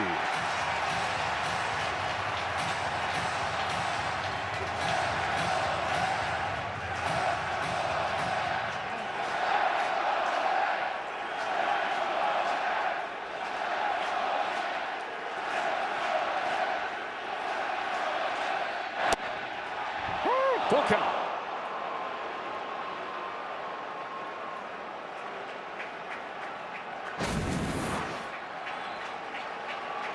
He dotted him on the 3-1 pitch. Marte at second. Martinez at first. Brazier's 3-2. Iglesias grounds one left side. Muncy to second one. Looks to first. It's a double play. Freddie Freeman with a pick on the back end. The defense bails out Brazier. The Dodgers stay in front 4-0.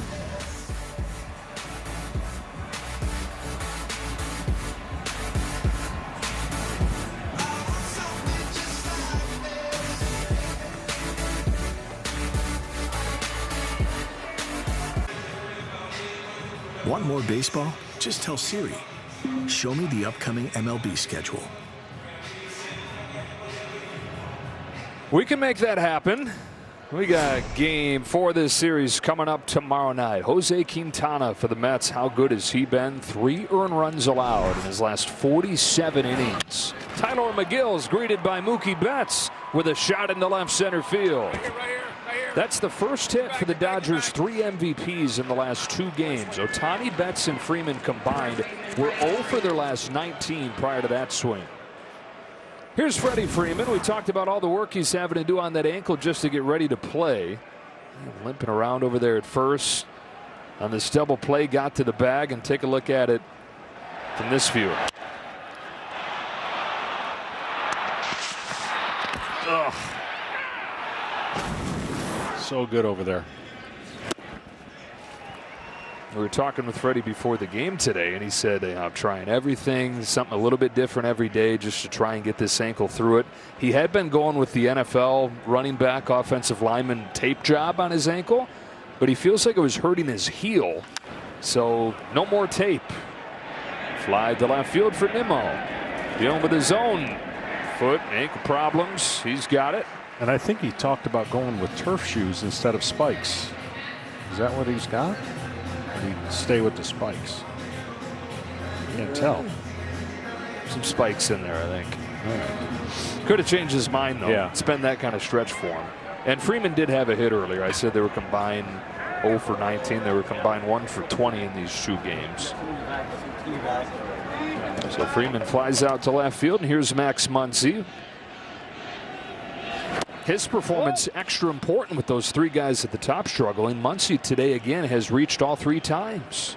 Well, the one thing that the Mets are going to have to clean up if they're going to beat the Dodgers the rest of the way in is they're going to have to control how many walks. They have walked the Dodgers way too many times.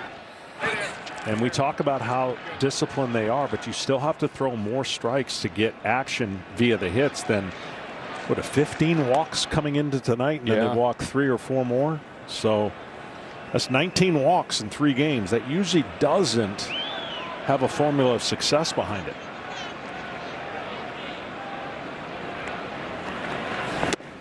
Well, John, you could envision Tyler McGill here finishing this game with the score where it is, depending on, if the Mets are able to get a couple runs or not. But McGill is a starting pitcher who they've moved into the bullpen. He was brilliant down the stretch as a starter. That included that final day in Atlanta, 5 2/3. The winning game that got him into the postseason. Oh, man, missed the call there. He got bailed out by the swing. But I like him a lot. I think in the future for him as a starter will be less of these kind of roles when he just gets a little more consistent. But you're right, he was really down the stretch pretty darn good. Could make an argument that he should have been considered for a Game 5 start with Kodai Senga struggling the way he did Game 1. But McGill doesn't look like he'll factor in that kind of way as they use him out of the pen here. And Carlos Mendoza told us earlier today Senga will pitch in Game 5, just a matter of how these couple days go to see how else that all shapes out. Muncy takes another walk. He's reached for the 4th time today. The 20th walk in 3 games issued by New York. Let's go down to Kenny.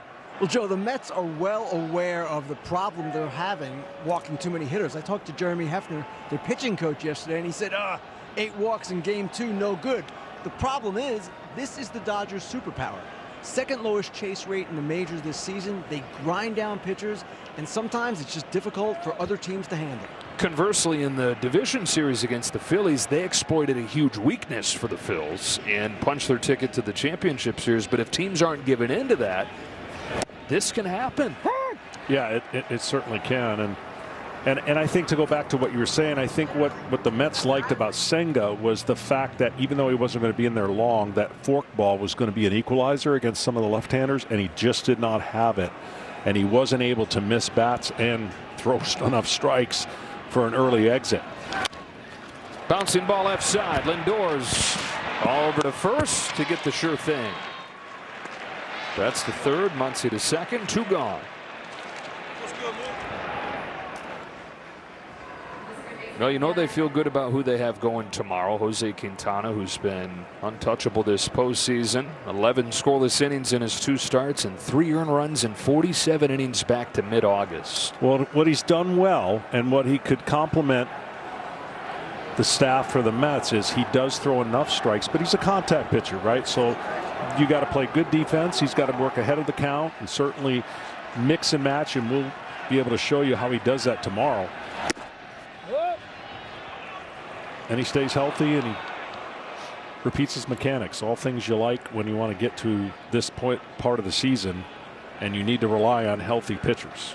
Big AB right here for Lux, trying to put this thing to the outer reaches of attainable for the Mets in comeback land. Second and third, 2 out. 2-0 on Lux.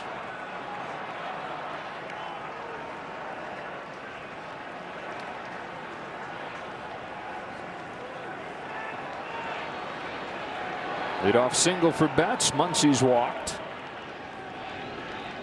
Dodgers actually only 6 hits in this game, but they got those 5 walks as well. See the freedom that he has with that fastball, big right-hander going downhill. When he starts tunneling his fastball on one side of the plate, it's going to add to his consistency and success in the future. And that's freedom to that side of the plate. I would make an argument that his arm side is probably the luxury he has with his fastball. And then you work off of that. You don't have to be great at both. If you're great at both on the inside and outside part of the plate, you're trending to a Hall of Fame type pitcher, right? But being able to command one side is so important.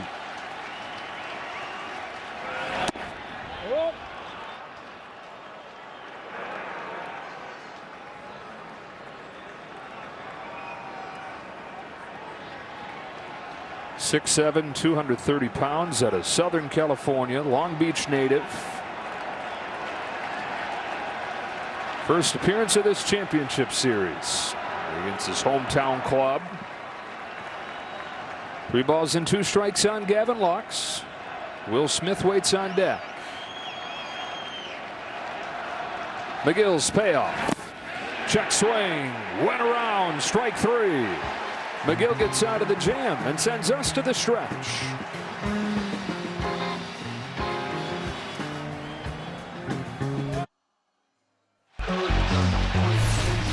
The series has shifted coast from Los Angeles with the team split 2 games. Here to New York, where the Dodgers have a 4-0 lead. Tommy Richmond brings us back from break as Kike Hernandez has launched a 2-run home run to make it 4-0. Jeff McNeil pinch hits for Tyrone Taylor and takes a strike from Blake Trinan. Top arm in that Dodger bullpen getting used against 8, 9, and 1 here in a 4-run game in the 7th. McNeil's second AB of this series after missing final month of the regular season with a fractured wrist, lined out on the first pitch that he saw after just collecting a handful of at-bats in the Arizona Fall League the weekend prior to this series starting. Tough spot for Jeff McNeil. He's a great hitter and probably average-wise not where he's used to being, but to come back from this injury and really not have that much action, you're relying on trusting your hands and just the instincts, but tough to do. Chris Taylor's replaced Gavin Lux at second. Trinan's 0-2. Shallow center field for Kike Hernandez. That is a much easier play than Tyrone Taylor made earlier. And then Tommy Agee made in the 1969 World Series. He made a bunch of plays. Game 3, though. This sliding catch. Game that he started with a home run, by the way. And shades of Tommy Agee tonight with a play that Taylor made back in the 2nd. That's such a great play in so many ways. But I'll tell you, the strategy that has to be employed, and it's not really too much overthinking, but you can get caught up in it. For the Dodgers to win this series, they're going to use a lot of these relievers, a lot. And so picking spots that they don't duplicate too many times, because we've talked about the hitters seeing a reliever 3 and 4 times in a series, advantage hitters. So maybe this is one of those spots where he feels like it's a good lane for him to get in, keep a 0, because, by the way, 0 earned runs in 19 games since August 24th for Blake. He's ahead 1-2. Because typically, again, you're not bringing him in any other game than a postseason game in the 7th inning against 8, 9, and 1. He's closed out games. He finishes high leverage situations. But a lot of information taken into how they're going to get to the 4 wins in this series using their bullpen. We asked Dave Roberts today, could any of these top arms pitch all 3 games here in New York? And he said yes. He didn't go into the details of who would be able to do that. Part of that's going to be how hard they go when they go. But he said, yeah, there are guys willing to do that.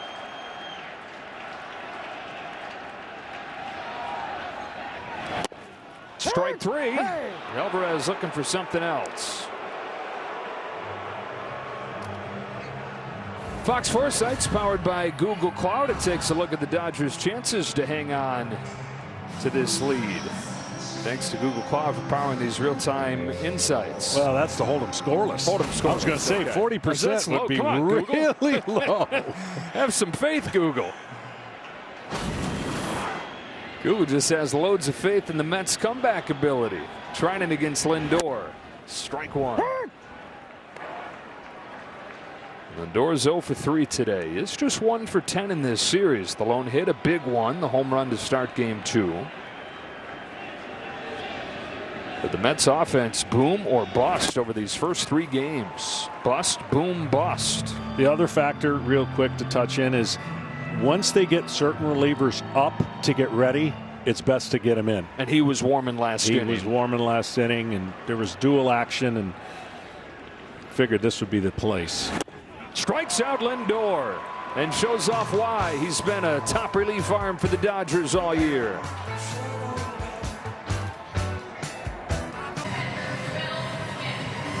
MLB Together is baseball's platform embodying the sport's commitment to philanthropic causes and mental wellness efforts by teams, players, and the league. Go to MLBtogether.com to learn more. 2 in the second, 2 in the sixth, and the Dodgers have a 4-0 lead here in Game 3. This championship series tied at a game apiece. Bottom of the Dodger lineup against Tyler McGill. Will Smith leads it off. As the Dodgers got closer to the playoffs this year, they brainstormed ways to make it different this time around after the division series defeats the last 2 years. And one of the themes that came out of those discussions was spending as much time together as they could. And you spent a lot of time together during a baseball season, of course.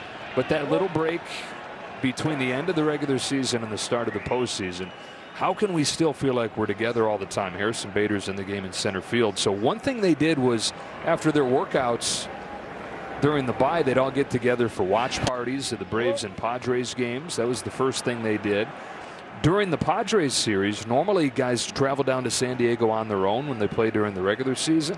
Instead, they had a players-only bus that pretty much turned into a party bus that they needed more than they realized they would because they just got beat 10-0. And they said that was a great way to kind of release some of the tension that came from that. Did a big team dinner last night, players-only dinner, after a players-only flight from L.A. here to New York. And so while this team might have won more games than anybody in baseball this year, Smith takes the walk. Like we were talking about earlier, the injuries and the doubt that's come with those, because this is a diminished roster at this point from the millions of dollars they've put into it. They've manufactured this kind of foxhole mentality, this us against the world mentality, and you can roll your eyes at it, and you're free to do that, but internally, that's the angle they're coming at this whole thing from. Yeah, I mean, having been there and done that, there are so many things and distractions and so many ways to get away from what you're good at, and it only takes a few things to splinter a club, to not play at its best, to not reach your potential. And sometimes those things you just talked about draw you inwards. They used to have a running line like, in 2 weeks, you can choose your own friends. But until those 2 weeks come, let's find a way to accomplish the goal that we set out in spring training. Can't choose your parents, can't choose your teammates as you get into a season.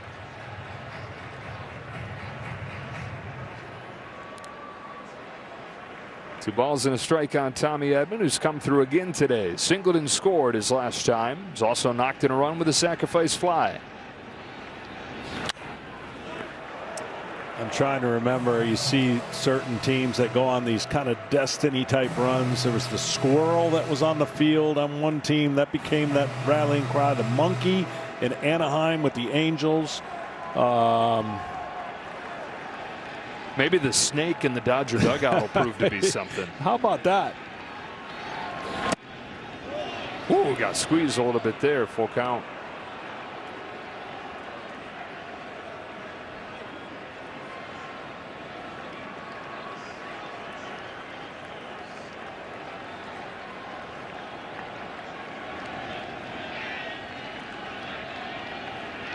Smith runs on a fly ball down the left field line. Nimmo's over there. He's got it. One away. His grimace. It's not an animal, but it's some kind of it's creature. Something. And they're rallying on it. Yeah. There was it Blake Trinan where the eagle landed on his? It was James Paxton. James Paxton. So that eagle became. It's weird what you'll find a season go through. Like something will happen. Go. That's it. We'll use that. Hernandez, 15th postseason home run, his last time up. Doubled the lead for the Dodgers, changed the equation and how this game felt. Has not changed the way Dave Roberts has chosen to attack with his bullpen, though. Those top arms going out there, trying to hold on to this 4-run lead. Padres had a rally goose a couple years ago. That's right. Yeah. How did we get on this topic? I just brought it up. Oh, just out of the blue.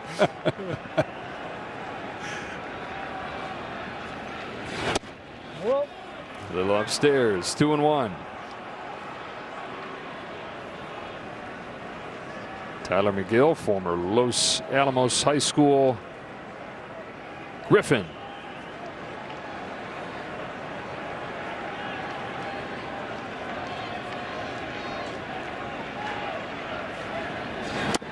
Los Alamitos, beg your pardon. 3-1 on Hernandez. McGill having a hard time finding the zone here. Well, it's that glove side. The glove side command over there is not as easy as the arm side is. So you can just see that when he misses.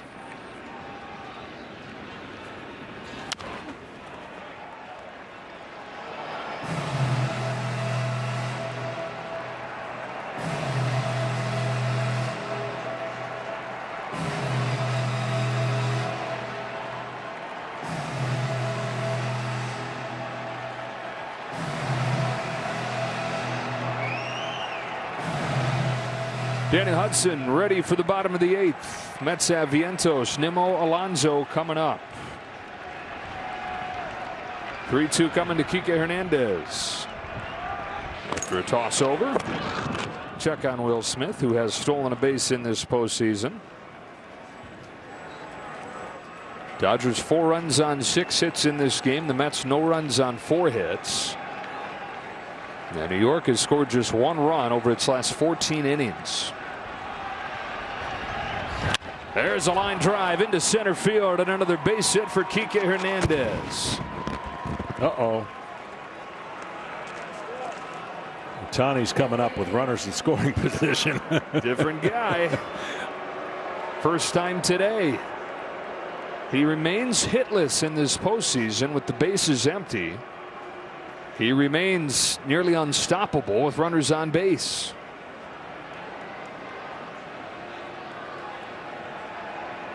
Still an anomaly, or? Yes. Yeah. 100%. It becomes a lot more mentally challenging to deal with the questions than the reality that it won't last.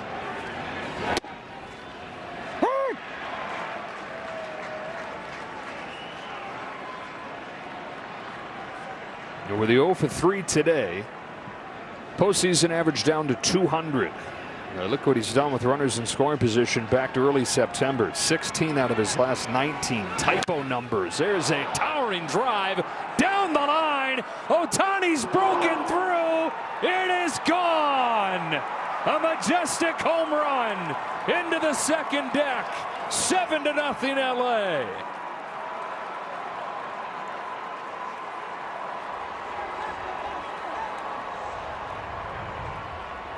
Guys on base, good things happen for Shohei Ohtani.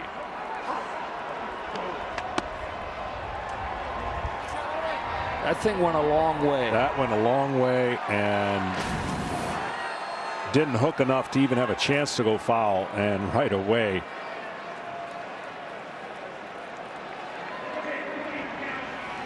I mean, that ball was close to hooking foul. I think it's so high, it's going to be tough to overturn. See how high that is and where that ends up? I mean, that ball, I think, pretty much is fair, but they're going to look at it because they can. Dodger fans been waiting for him to do that. His first home run since his second at-bat of the postseason. So when you see numbers like that, the overreaction would be, well, why are you batting him leadoff? Put him in his place where there might be runners on. But again, that won't last the whole postseason. Look at him giving him a hard time as he gets the monkey off his back a little bit there. Down and in slider. And perfect swing.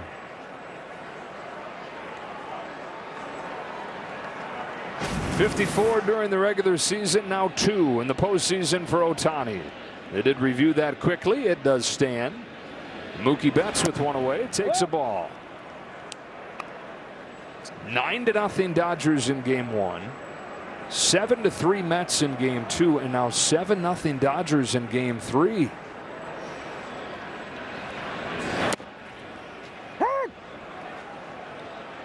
Three pretty one-sided games.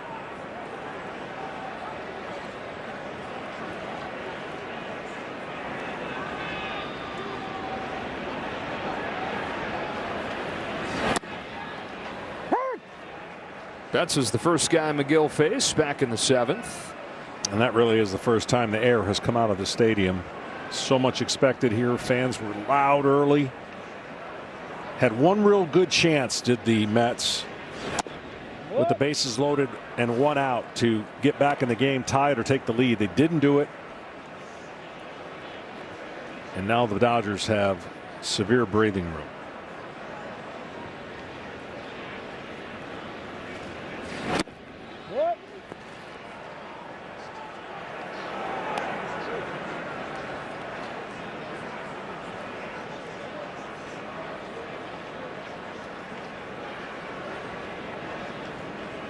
Three-2 from McGill. Betts chops one to third. Vientos has it. And Betts is out number 2. So Ohtani's 56th home run overall this year draws the familiar celebration. The sunflowers to the face. And at the watch party back in Los Angeles, the Dodger official watch parties at the Dome. So cool. At Cosm. Yeah, it is amazing. Shared reality experience. You go, you get a ticket, and you sit there, and it's like you're at the game. They're dedicated cameras at the game to bring you this realistic view of sitting there watching the game, and you get to listen to John Smoltz still. I was getting ready to say, in the future, can we just be there? Call the game from there? That's a cool experience. I mean, technology has gone places where people get to see things as if they were right there. 2 gone in this 8th. Freddie Freeman 1 for 3. Freeman cracks one to right field. Marte comes on to catch it. Dodgers get a big swing from a big man. Shohei Ohtani keeps it inside the pole. He knew it. Rest of the stadium is like, are you sure? Went to review. It stood up. And it's 7-0 as the Dodgers try to jump in front in this series.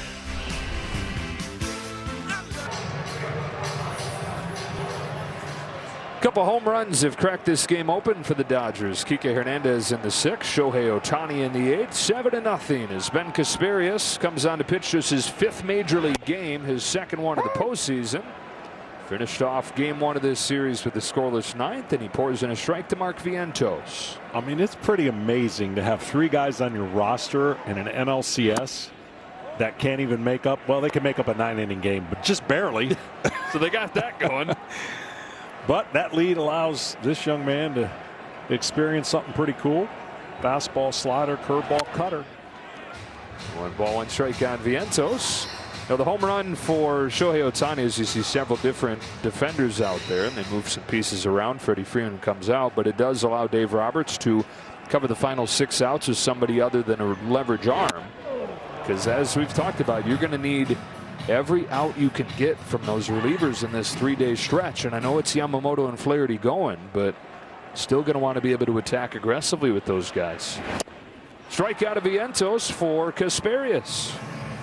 And now a quick word from Corona.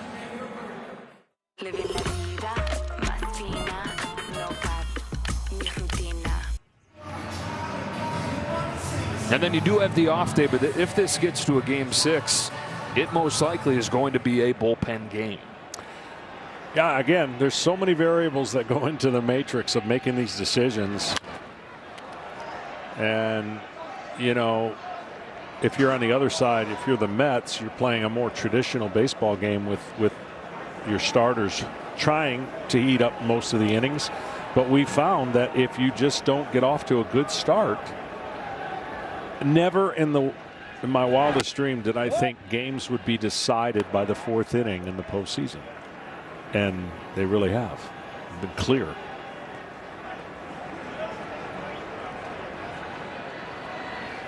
Nimmo swings and misses. Good life to that fastball. You don't see many guys do what he's doing. He starts on the third base side of the rubber and then takes his foot across the entire side of the rubber to plant it on the first base side of the rubber to make the pitch. Rocks and fires.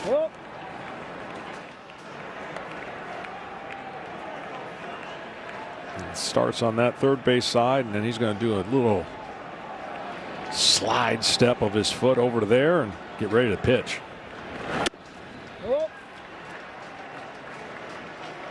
I'll bet you his what do you call it? Fitbit? Yeah, I bet you he does more steps than any pitcher in the big leagues. Yeah, 1, 2, 3, 4 every time he pitches.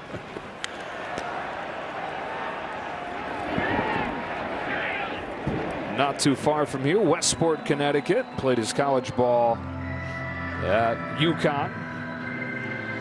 5th round draft pick a few years back and debuted right at the end of the season.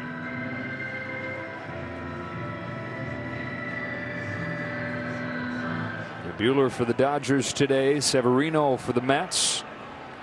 And then the bullpens took over. This Dodger bullpen doing it again, putting up zeros.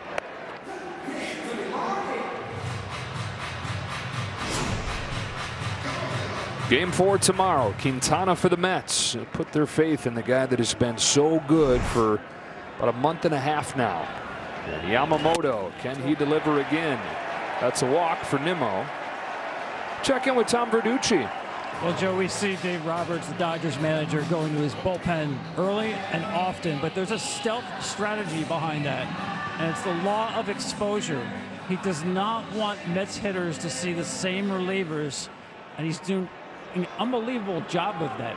Both Mark Vientos and Francisco Lindor have had 13 plate appearances against 10 different pitchers, and neither one has seen the same relief pitcher twice, 3 games into the series. I asked Dave Roberts if he believes in the law of exposure, where the more a hitter sees a reliever, the more the odds swing to the hitter. He said absolutely, and I have seen it work both ways, for us and against us. 2-0 on Pete Alonso. So the thing that was good about today, looking at those guys being rested, their top leverage arms, was just that they were fresh. But to Tom's point, the longer this series goes, the more Dave Roberts feels like adhering to that plan is going to benefit him. If you have the chance to really do it that way. Some situations are going to call for you don't have the choice. So he's had the luxury of a lead and being able to pick and choose. But let's just say it's a 1-run game. Then you're going with the guys you know are going to be getting you out of that jam. Down the line, Betts is over. That's foul ball, 2-1.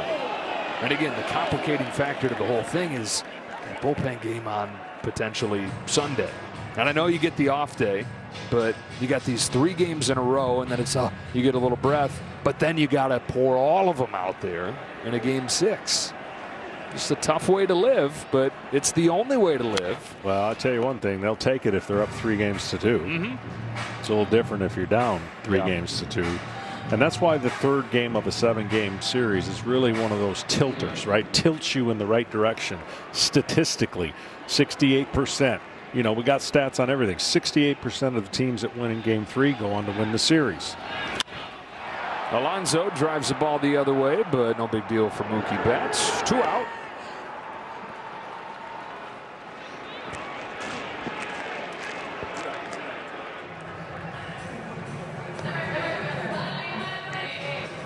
Late game again tomorrow. Game 5 on Friday. Earlier start time as these teams will head back to the West Coast, if there is a need. Of course, Dodgers would love to finish off this game and win 2 more and not have to travel back. If the score holds here, the Mets will be trying to win 1 to extend the series back to Los Angeles. If the Dodgers win this championship series, they would host Game 1 and 2 of the World Series. It'll be the Yankees. Will it be the Guardians? Yankees up 2-0 in that best of 7. Headed back to Cleveland. They'll start Game 3 tomorrow night. I think the thing that has been most amazing to me in the postseason, the amount of innings that have had crooked numbers in them. Like the Dodgers have only given up 3. I've given up runs in 3 of the last 49 innings. Wow. But one of those was a 5 spot, right? And tonight, it's all crooked numbers. Yeah, and the one that preceded that run was a 6 spot. Yep. There's big numbers everywhere.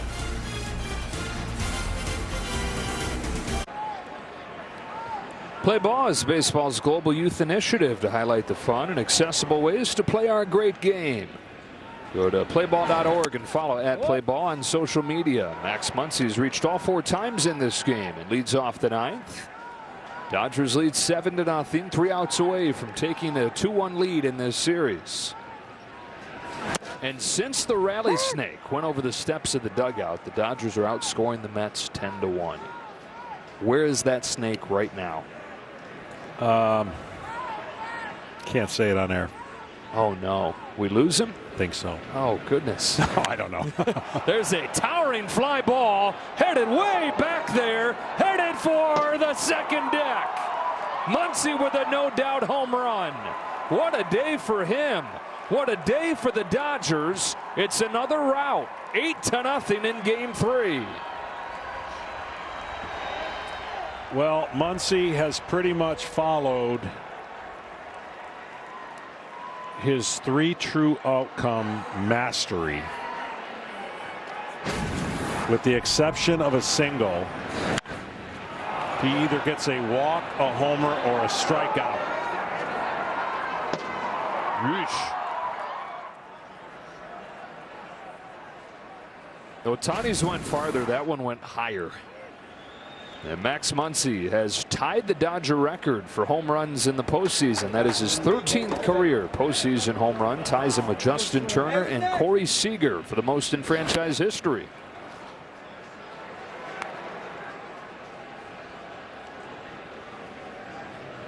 Right off of the LED board right there. And to those fans. They throw it back. They held on to it. You know what? I'm going to make a call right now. You ready? This is going to be very outlandish. I'm so excited. Based on the way the series is going. Extra innings tomorrow night. I love that pick. We're due, man. Enough of these blowouts. We want tight, tense, white knuckles. It's going to be a close one all the way tomorrow. I'm not going to tell the viewers who's going to win because I have no idea, but you do know. Extra innings. Hernandez takes strike 3. You think Muncy knew it? Oh, he knew it. Watch this bat path. Ball in the zone. That's classic Max Muncy when he clobbers pitches in the zone. Wow, look at those sparkles on it. He hit it so hard it was on fire.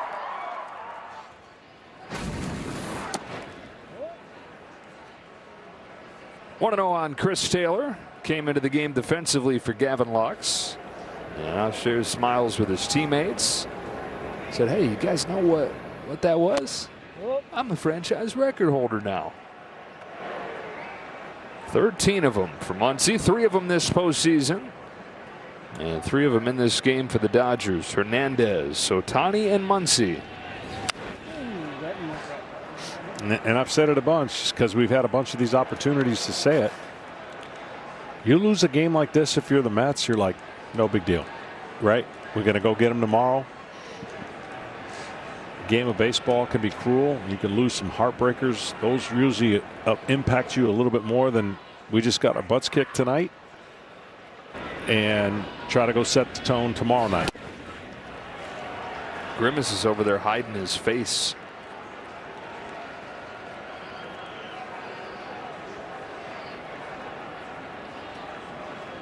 I don't think we were supposed to see that.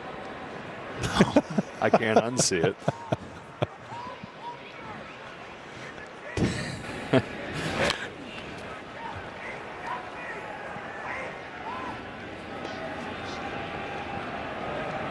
Now, the Dodgers in their postseason history had never had an 8+ run shutout win. If this score holds, this would be a 3rd one in 5 games of at least 8 runs.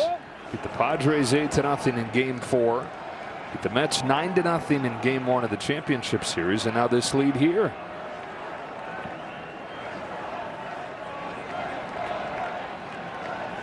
Letting them know they still believe. And why wouldn't they? Story for the Mets all year has been responding. Taylor takes the walk.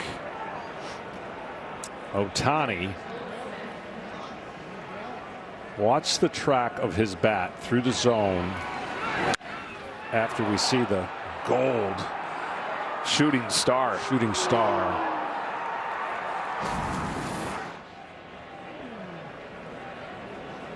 Will Smith, man on with 1 out. Takes a strike.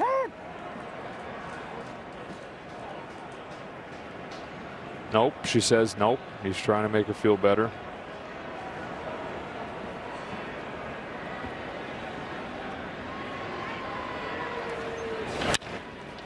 Base hit for Will Smith. So Will Smith, who came into the game 2 for 23 in this postseason, is 2 for 4 today. A walk to boot.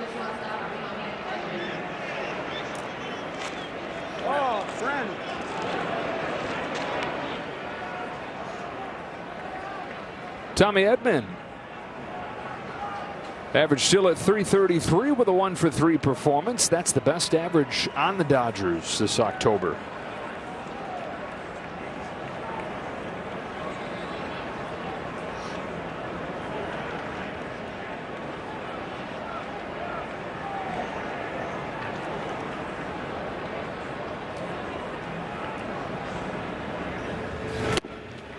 Talked about Tommy being a coach's kid. His dad used to coach at the University of Michigan when Tommy was a really young kid, and they were at Notre Dame playing a series one time, and Dad was pitching to 3 or 4-year-old Tommy wiffle ball right out in front of Touchdown Jesus, and Tommy smoked a wiffle ball right off his dad's forehead, right under Touchdown Jesus. That's when he knew. He says that's when I knew him, standing there under Touchdown Jesus. Tommy smoked the line drive off my face. Forehead had like little holes on it the rest of the weekend to show for it. That's when he knew.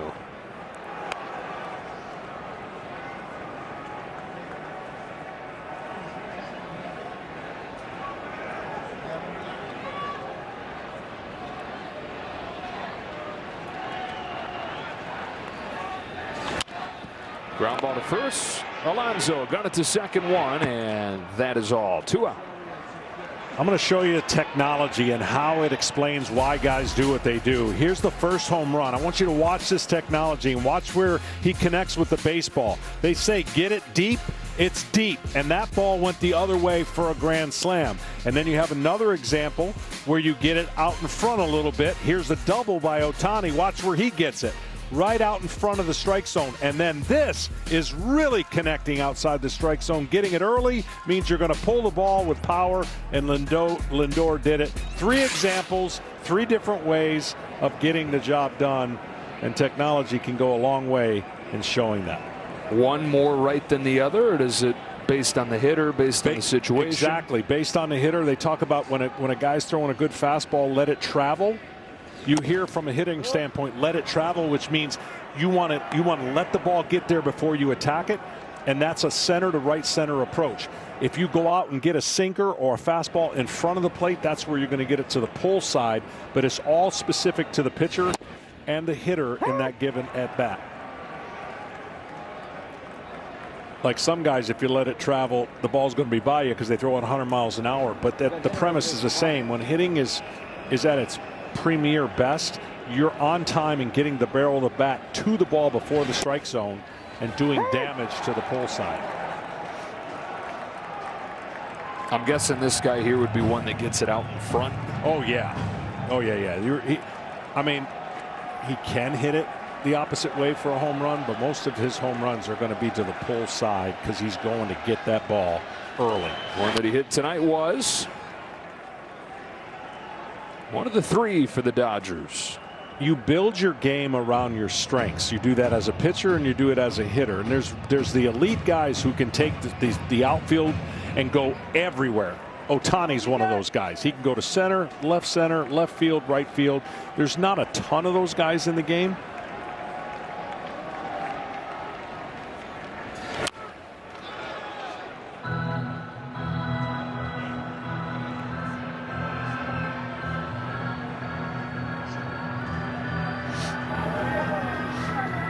And Kike, with the way that he approaches the baseball, he's going to utilize left field for the most part as his power.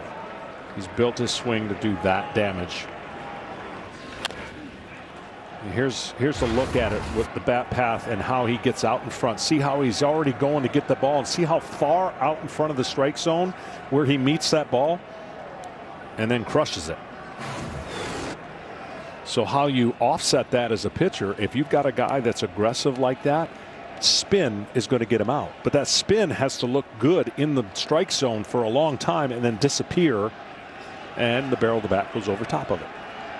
Well, the 1-2 from Tyler McGill. Hernandez with the spin gets him to offer. Dodgers get their 8th run on their 3rd home run. Middle of the 9th. LA 3 outs away from taking the lead in this series.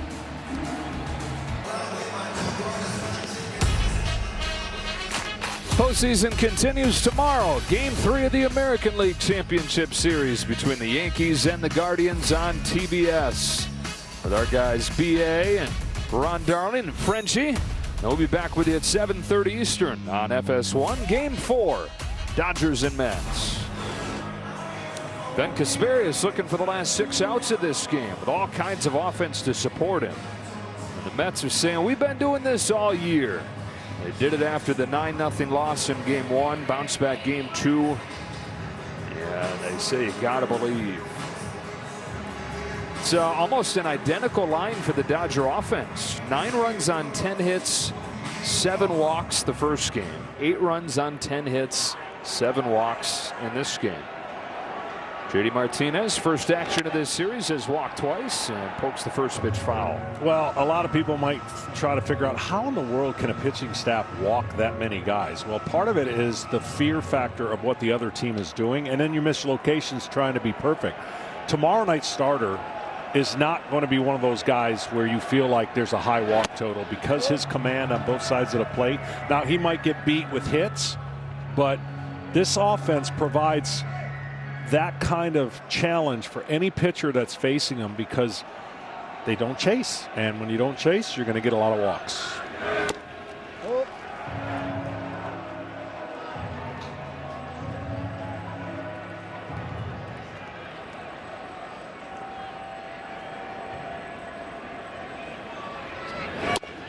Quintana faced the Dodgers back in May. 3 runs over 6 innings, took the loss in that game, but pitched pretty well. And didn't walk anybody.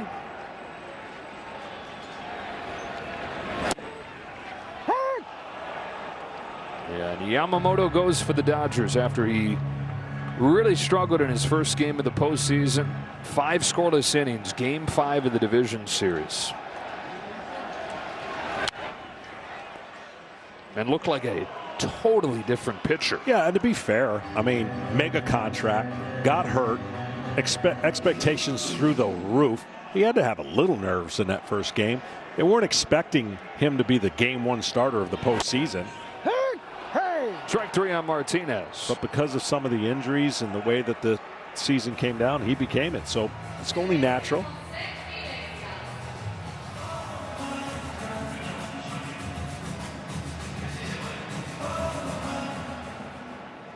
Now this song has been a feel-good story, but it's a legit good song. There's Iglesias' OMG. Like, that gets stuck in your head, man. #1 on the Billboard charts for months for Latin digital hit. Look at you all over the map on knowledge and know-how. I mean, it's 8-0, so I figured give a little something about the jam. Chris Taylor, nice play there. 2 out. So, it's kind of Groundhog's Day for the Mets. Yeah, it is. Harrison Bader, first at bat here, came on defensively a couple innings ago. And they'll look to their superstar player leading things off again tomorrow. Bader sends this one in the air to left field. It is a repeat of game 1. All Dodgers in game 3. They take the lead in this series, 2-1. Well, a lot of credit's going to be given to their offense, but I got to go to Walker Buehler and what he established out of the gate. He didn't qualify for the win, but he got the Braves, the Dodgers, in this situation with just really an incredible outing that he mixed it up. He talked about what he didn't do in game against San Diego. Boy, he came through in a big time for the Dodgers. 4 scoreless innings, more swings and misses than he's had in any game in 3 years. It was a return of some of the old Walker Buehler. Done a little bit differently, but the results familiar to the old Walker Buehler. 3 shutout wins by 7+ runs in a 5-game span. They hadn't had a single shutout win of this many runs in postseason history. They've been playing since the 1890s. And now 3 times in 5 games, the Dodgers have had a lopsided win like this. And so they find themselves 2 wins away of a return to the World Series as they try to win their first since 2020, their first in a full season since 1988. The New York Mets will look to respond once again. They still find themselves 3 wins shy of a trip to the Fall Classic. Yeah, I'd look for the Mets to make some adjustments offensively, and certainly you wouldn't expect them to get shut out again. So it's going to be a classic game tomorrow. Tom Verducci's got one of the home run hitters, Max Muncy. Oh, thanks, Joe. Max, he got to the plate 5 times, got on base 5 times, including a home run. Did not swing at a pitch out of the zone, and your team wins 8-0. Is that about as good as it gets for a hitter? It's a pretty good night. You know, the home run's obviously really cool, but at that point, it doesn't matter. The thing that matters is getting on base for my teammates. That's something that I bring to the table. I've always brought to the table, and you know, let my teammates get a chance to drive me in, and we were able to do that tonight. Up and down the lineup, we keep seeing the plate discipline. 22 walks in 3 games. How much pride does this offense take in controlling the strike zone? Yeah, we love it. You know, it's kind of what we do. We when we're going really well, we stay within ourselves. We stay within the zone, and you know, we get good pitches to hit, and you know, when you do that, the majority of the time, you're going to have some good results. You said coming into this game, there's no one you trusted more in a big game than Walker Buehler. What did you think of the effort he gave you tonight? He's Walker. You know, he's there's a phrase for what he was tonight. I'm obviously not going to say it. I don't want to get in trouble on that. But you know, that was Walker Buehler. You know, he had a couple rough at bats there, but you know, he bowed down in the end, got the out, and he showed the emotion. He showed he was Walker, and you know, that was what I expected. He's not going to back down on the moment. It's just, if anything, it's going to make him tougher and better, and you definitely saw that tonight. By the way, since that snake showed up in the dugout, 11-1, you've outscored the Mets, starting with your home run. Anything to that? Oh, it's a snake. Come on, guys. Thanks. Appreciate it. We'll see you tomorrow. All right. Thank you. Now for Ken Rosenthal. Thanks, Tom. Walker, 18 swings and misses tonight. That's the most you've ever had in the first 4 innings of a game. What changed? I don't know. I said earlier I like pitching in the cold. The ball was moving around pretty good for me today, and you know, Will did a really good job. You look, shutouts in the playoffs don't come easy, and he did a really good job back there tonight. You went to the stretch almost immediately. Yep. What was your thinking behind that? The mound, it being cold, and the mound is typically pretty hard here. I moved my right foot in my windup, and the first 3 throws of the game, my foot didn't really like the way that it was moving back there. I couldn't find my footing, so I went to the stretch so I didn't have to move it, and I think it was a right call. Bases loaded, 1 out in the second inning. You've got Alvarez and Lindor coming up. Yep. What's your thinking? Try and slow him down. I'm not a guy this year that can really go and get guys and punch them out, and trying to slow him down, get the ball on the ground, and try and get 2 and get out of there with 1 run. But made some pitches when I needed to and got those 2 guys out. Walker, you've been through a lot the last few years. The second Tommy John, hip injury this year, trying to get back to who you were. Given all of that, how satisfying is what you accomplished tonight? Yeah, it's been a long road. It's been a hard year for me, and the past couple of years are hard in different ways, but being back and not being successful sucks. And I think I've kind of looked at this playoffs or the end of the year. For me, it was trying to make the playoff roster first, and now it's trying to win a big game in New York. And when the stakes are that big, I think for me that it makes everything else feel really small, and whatever failures I had during the year are kind of gone. And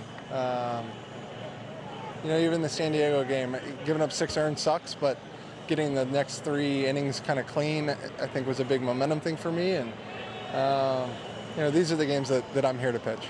Walker, thanks a lot. Congratulations. Appreciate it. Joe, back to you. All right, guys, that does it for us up here. But we got plenty more coverage coming. Kevin Burkhardt, take it away, my man.